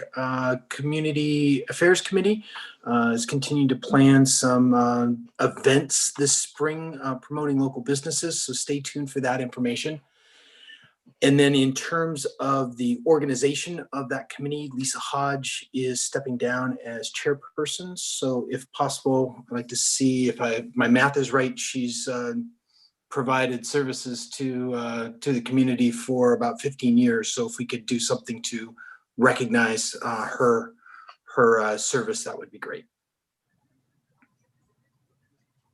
Great, thank you, Scott. Yes, does that conclude your report? And just one more. Yes, yeah, the other items we've covered. Okay, thank you, Scott. Moving on to Julianne. Thank you, Mr. Chairman. So I either watched or attended some meetings that happened simultaneously. 3 of the committee that I am liaison to: Earthworks, Northborough Cultural Council, and Historic District Commission. The NCC is working very hard on their grants, evaluating the grant applications, and a Historic District Commission is working very hard on signage at the Brigham Street Burial Ground and Howard Street Cemetery. And one item of interest that the chairperson, Norm Corbin, brought up is that on the White Cliffs page of our website is now anyone can see the final report from the architect. So if anyone is interested in that, it's on that page. Another thing I wanted to bring up is that on February 16th, a representative from CMRPC is coming to talk to Planning Board. And one of the topics they will be hearing ideas about is balancing traffic and economic development. So I'll be listening in on that and report back, but it sounds like that's something that people might want to pay attention to. And then just in terms of future meetings, I'm wondering when we are going to discuss the town hall feasibility study that we agreed on at town meeting as one question. And also my other question is, will the legislative delegation be coming in March? And when will we be discussing our questions for them? John? So just through the chair, if I may, the legislative delegation is scheduled for your second meeting in March, as they are every year. We have, as you received, the memo that went out with regard to legislative priorities. And we're compiling that information in our office now. And that would typically come to the board sometime at one of your meetings in February. And the town hall feasibility study and. Yeah, so we haven't begun that process yet. So I have a question on that. Our whatever agreement we have right now with 4 West Main Street is up in April of 2022. Yes. Will there be questions that or items that we have to vote on for that at town meeting to extend that, or, getting direction on how to proceed with that? Because we will only have one opportunity at town meeting this April, right? Yeah, we'll take, I'm not sure what it'll require in terms of action at this town meeting, but that we're working on the warrant, or we will be working on the warrant beginning next month. Okay, So thank if you. the town, there's no mystery here. We're going to take the property back one way or another because it's a significant asset. The feasibility study is designed to determine what are we going to do when we do take it back. So whether or not to take it back, I don't believe is in question. Oh, okay, good, good. All right. Why wouldn't you? You can get a building for $10,000. Why wouldn't you take it? So the question, the feasibility study is designed to determine when we take it back, we have the option to flip it. We can just surplus it and take the money and put it towards another project, or we can use it for municipal use. So those are two separate issues. Okay, thank you. That's it for me. Thank you, Julianne. Leslie. Okay, I'd like to first off thank John and Jason Little and Amy Haley for their work on the financial trend monitoring meeting. Was held on January 14th and was attended by the Board of Selectmen, Financial Planning, Appropriations, and a Northborough School Committee. I want to thank John for that. It was a very good meeting and it was based on the information we have at this time. That's the best we can do. So I also want to thank the churches in town who rang bells as part of the National COVID-19 Day of Remembrance at 5:30 on January 19th. I think that's wonderful as a national endeavor, a national initiative, and I think it was a fantastic idea. I also want to thank the DPW in advance for any kind of plowing and sanding they may be doing this week. So thank you. And I also just in general want to thank all of our first responders for all the work that you do all the time, especially during this pandemic. I think that it's important to thank people who put themselves out there for all of us in order to maintain the safety and health and well-being of our community. So thank you very much. That ends my report. Thank you, Leslie. Tim? I just wanted to remind people that even though we are after the holiday season, the food pantry is still in need of donations for clothing items, cash donations, and food. So just keep that in mind. And the other charities in town also continue to need help with the services they provide. That's it. That ends my report. Thank you. Thank you, Tim. I'll follow up on Scott Rogers' mention of Lisa Hodges' service on Community Affairs Committee. Lisa's been kind of a stalwart and enthusiastic leader in that regard. Certainly appreciate all her efforts over the years, and we certainly will, take the appropriate steps for recognizing that service. So thanks for letting us know, Scott.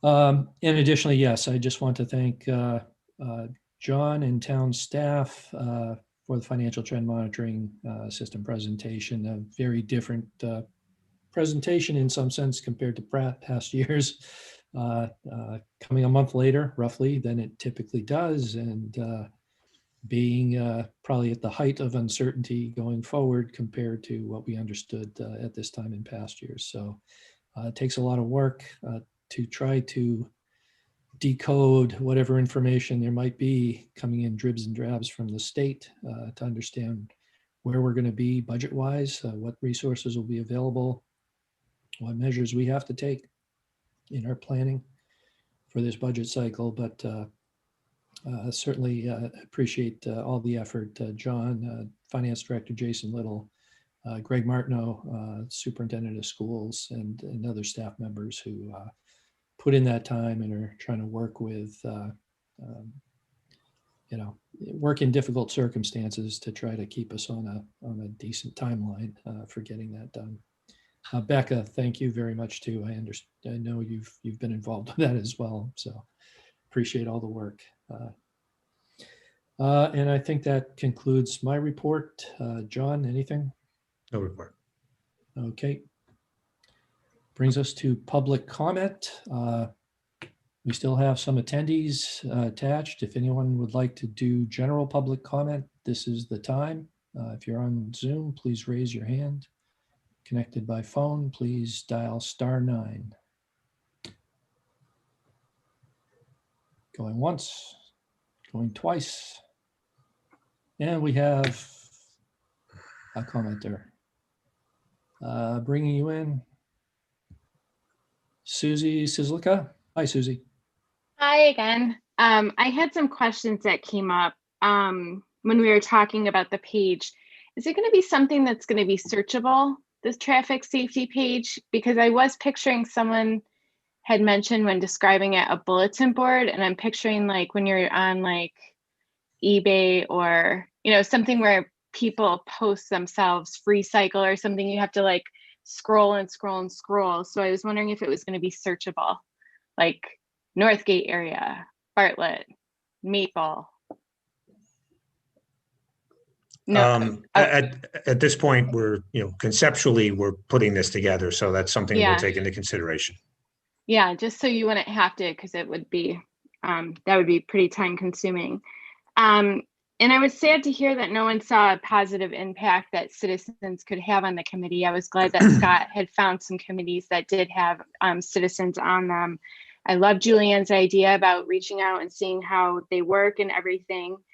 And I was wondering who's going to be managing the page, like we had been talking about it. So like they're going to go through the page, and like if it goes to DPW or if it goes to maybe a board of select person who knows the answer, or fire or police, like oh, sorry, go ahead. I didn't mean to interrupt. I just didn't know who is going to manage that. And I think one of the problems, like as I've called in these lots of months, is I don't know how it's prioritized. I don't know what the decision making is. I don't know how the budgeting works. So that's one comment, and I had one more in case my 3 minutes is No, keep going. You're fine, Susie. Is almost up here about the grants. I've written grants in the past for various things. We write grants for the PTO. We review them. I worked in municipalities before. I worked for law firms. I've volunteered my time. I've written grants before. I know that there are checks and balances that you have to go through when you first get them. But the payoff is enormous, and those checks and balances are there to make sure that the money is spent wisely, and that you're going to get a quality product when done, and you're not just going to take like the lowest bidder or whatever. I did look up the one grant that John had mentioned, the Complete Streets grant program. We're one of the only communities in the surrounding area you can go in there that didn't apply for it. I mean, if we don't have the manpower, I mean, obviously staff is going to have to check all of it and review it and go through it. But like, you could have help with the research, and you could, I mean, that's what volunteers do. That's what they do. They volunteer to help. So I just wish it wouldn't be an advisory board is something that I hope comes out of the master plan implementation committee whenever that meets, because I don't think it's on the calendar, but it's going to start taking care of, I don't know, I'm still confused about the traffic, but looking forward to seeing the webpage. Thank you. Thank you, Susie. Anyone else for public comment? And seeing none, thank you. Thank you all. This brings us to new business. Update on preliminary free cash plan. John, can you take us through that? Given the hour, I won't take up a lot of your time, but typically, well, let me just back up. Under our financial policies, particularly our free cash policy, I'm required when our free cash is certified at the conclusion of a fiscal year, I'm required to put together at least a preliminary plan for discussion purposes on how we could potentially spend that money in compliance with the policy itself. So if you bear with me 1 second, I'm just going to share my screen. And so, all right. So what I'm showing you right now is a two plans. One is the one we just implemented from last year from fiscal 2021. The other is the proposed preliminary plan for 2022. And so 2021 was a very unique year. So if you follow the table, we had about a little over $2.8 million in free cash, which is essentially budget surplus from the prior fiscal year. Normally, we put money into the Appropriations Committee reserve account. That's our emergency fund during the fiscal year that we use to deal with storms or unforeseen circumstances. In accordance with our policy, we put $500,000 or 1% into the operating budget for the upcoming year. And then we oftentimes will put money into our stabilization fund, which is our rainy day fund, usually about $200,000. And then the balance of it is used to do pay-as-you-go capital improvements. So these are projects that we then do not need to fund with debt service. So if you look at the plan from 21, not a typical year. We did not put any money into stabilization because, again, we had revenue constraints with the impacts of COVID coming. We put another $200,000 into the emergency reserve account. So instead of having $175,000, we have $375 in fiscal 21. And we did that because we didn't know what was going to happen. So literally, we didn't know until December 27th that the federal government was going to allow us to continue using the COVID relief funds because they expired on December 30th. So we didn't know if that was going to be continuing or not. So that was our reserve fund. In the operating budget, instead of $500,000, which is our policy target amount, we used $878,000. And again, that was to offset the impacts of the reduction in revenues from state and local receipts. And so obviously we scaled back our capital projects, and normally we would leave $500,000 just in the free cash account as a hedge against whatever might happen in a subsequent year. So in 2021, we postponed significant capital projects and we left a little over $888,000 in available free cash. So now fast forward to the proposed plan for 2022. Well, we had significantly less free cash when we closed out the year because our revenues were down on account of COVID. So we finished fiscal 20 out with $1.98 million in free cash.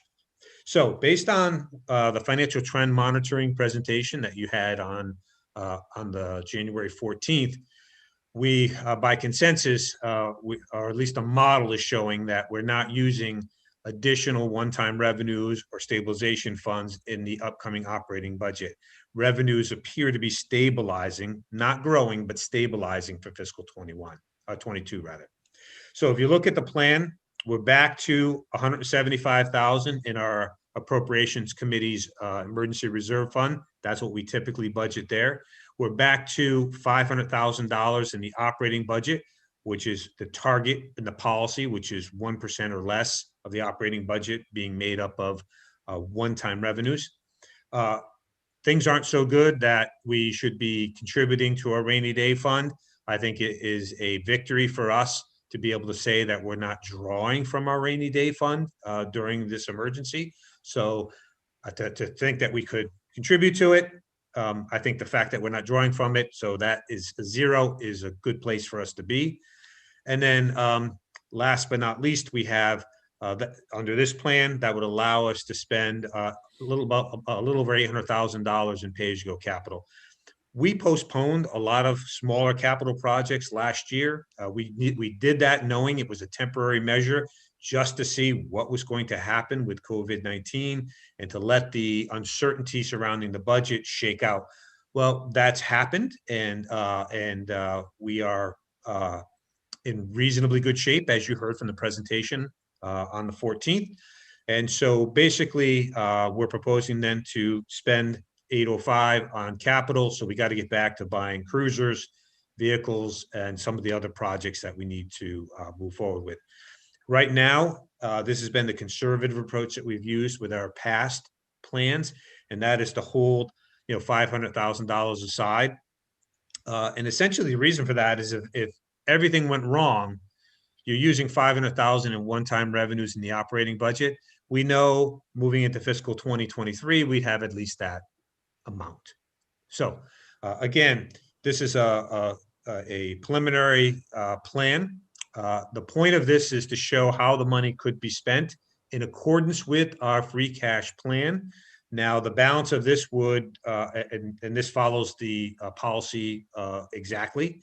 Now, moving forward, it would be the Financial Planning Committee's job to work with staff in my office to determine what capital projects would move forward to town meeting based on the 6-year capital improvement plan. So this is the preliminary free cash plan. The memo that you received has a lot more detail that I'm not getting into in terms of the free cash, but it also includes I think about a 6 or 7 page of questions and answers about what is free cash, why do we consider it a one-time revenue. There's a chart in there that you can see that has a 30-year history of free cash.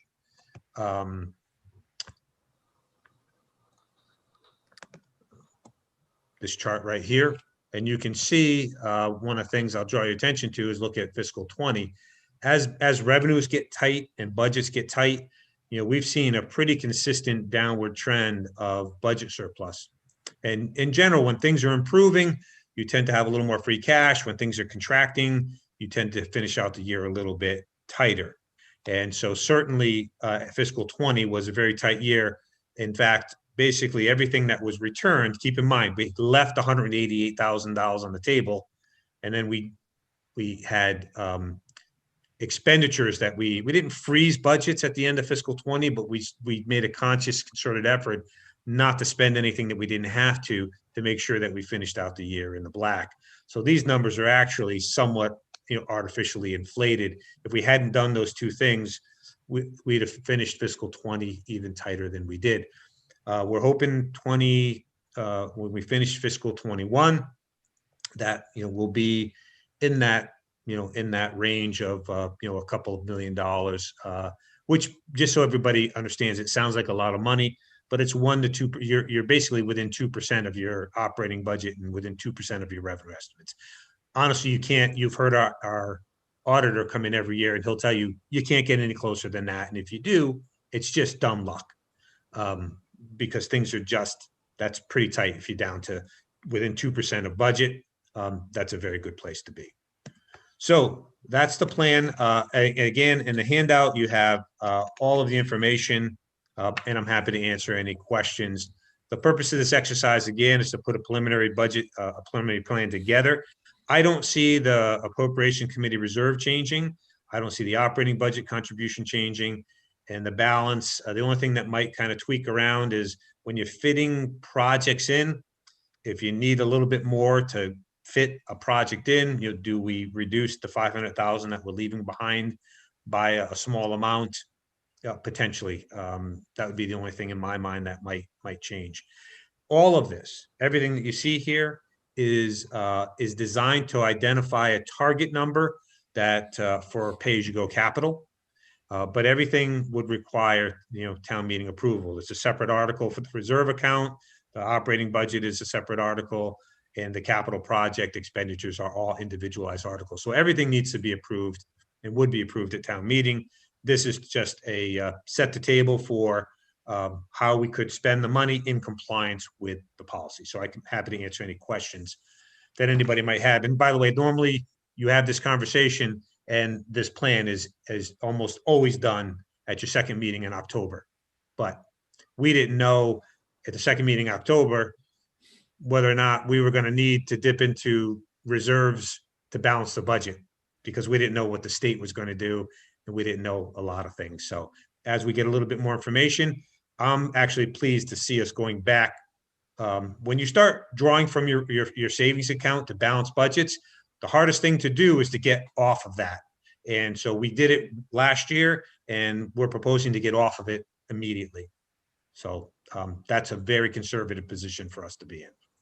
I'm happy to answer any questions anybody may have regarding the document or the preliminary plan. Thank you, John. I mean, this looks terrific, quite frankly, because as you noted, last year we had a much larger subsidy to the operating budget, and this year we're returning back to our $500,000 level. So to accomplish that just within the 1 year turnaround in this cycle is impressive.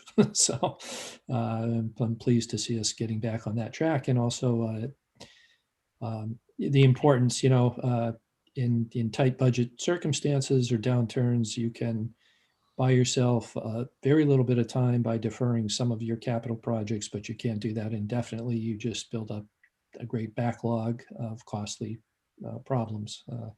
Doing that, we've been there before, and now it's important for us to try to get back on track within the constraints of the coming year's budget or whatever, and get those projects underway and keep that pipeline flowing so that we don't incur this kind of rolling capital debt, in a manner of speaking.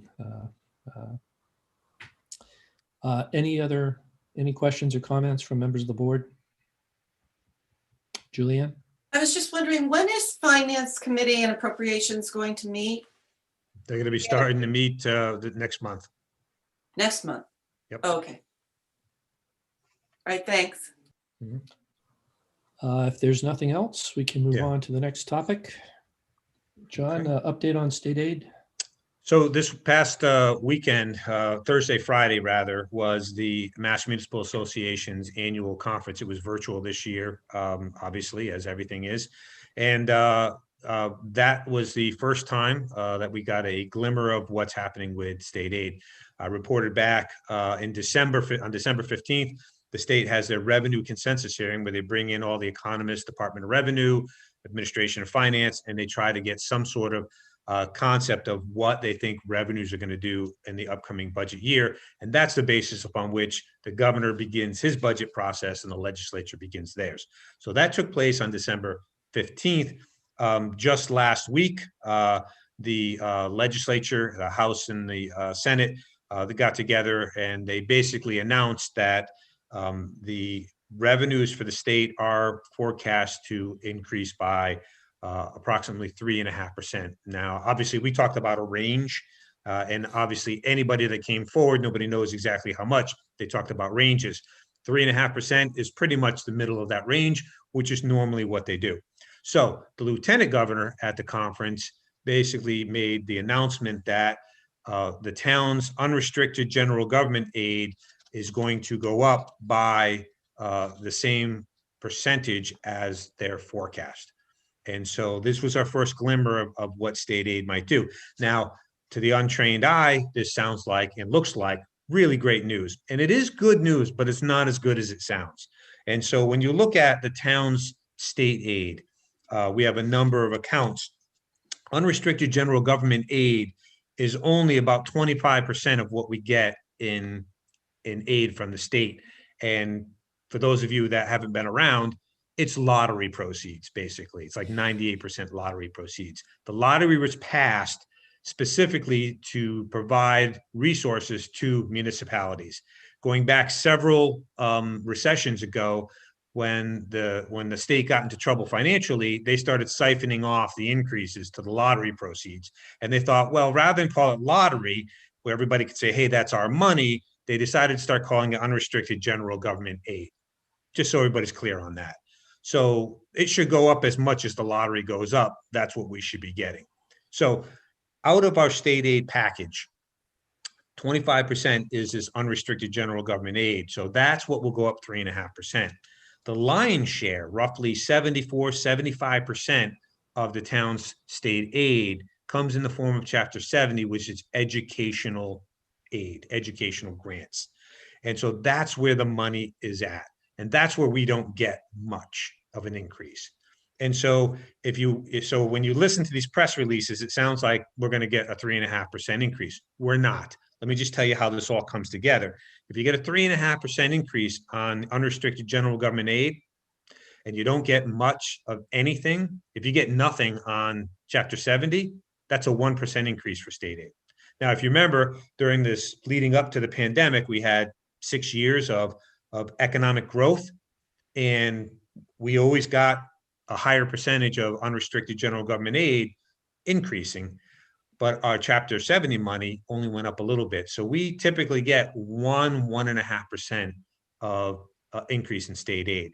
So sitting here today, right now on the table here is a 1% increase in state aid, which is about, or 1% increase on that account, which is about 41,000 on a $5.4 million account. 41,000. That's what we're looking at based on these numbers. Now, the issue is when it comes to Chapter 70, the Student Opportunity Act is still in play, and the legislature and the governor have made very clear indications that any additional aid that they have going into Chapter 70 is going to go to the more needy districts, as you would expect. So the cities are going to see that money. We're not going to see much. We'll probably see a little tweak. So at the end of the day, we might be back to seeing, 1.5% increase in state aid. Our current budget model assumes level funding, which was a pretty good place to start. But if this pans out, we might see another $40,000 or $50,000 again on a $70 million budget. It's not going to make or break us. The good news is the state sees their revenue outlook improving, and they're going to share some amount of that with us. So we were all preparing leading up to the financial trend monitoring. We were all preparing to potentially see a reduction in state aid in fiscal 2022. It doesn't look like we're going to see that. So at the financial trend monitoring, we indicated based on the revenue consensus hearing that things are probably going to be in the positive, but we're not going to see much more than about 1%. So again, just updating you, that is the latest and greatest information with regard to state aid. The governor is set to release his budget next Wednesday on January 27th. We'll see then the balance of what he's including for Chapter 70. And then the big caveat, as I tell you all the time, our state aid comes in with two hands, one giveth and one taketh away. So we get state aid, and then we also get assessments for things like the MBTA, mosquito control, and all these other categories. So it's really the net impact of how much our state aid goes up and how much our assessments go up. So sometimes your state aid can go up 2%, but if your assessments go up by a comparable amount, you get nothing. You're a zero, or could be a negative. Generally, that's why we will typically be hovering in around the 1% line, which is again $40,000 or $50,000 increase in state aid on the town's budget, which is again not going to make or break us. The good news and the takeaway for you tonight is that state aid isn't going to get, at least right now, isn't going to be cut, which means our budget model that we've showed is viable and we're proceeding with it. So I can answer any questions anybody might have on that. Thank you, John. Appreciate it. Any questions, members of the board? It's late. Everybody just wants to go home. Hearing none. Any other business to come before the board? I see nothing. In that case, do I have a motion to adjourn? Julianne? Mr. Chairman, I move that we adjourn the January 25th, 2021 Board of Selectmen meeting. Do I have a second? Second. Moved by Julianne Hirsch, seconded by Tim Kalin. This is a roll call vote. Scott Rogers? Aye. Julianne Hirsch? Aye. Leslie Rutan? Aye. Tim Kalin? Aye. And I will also vote aye. The meeting's adjourned. I want to thank board members and town staff here for what has become a very late meeting. Appreciate all your help and your responsiveness. So have a good night, everybody.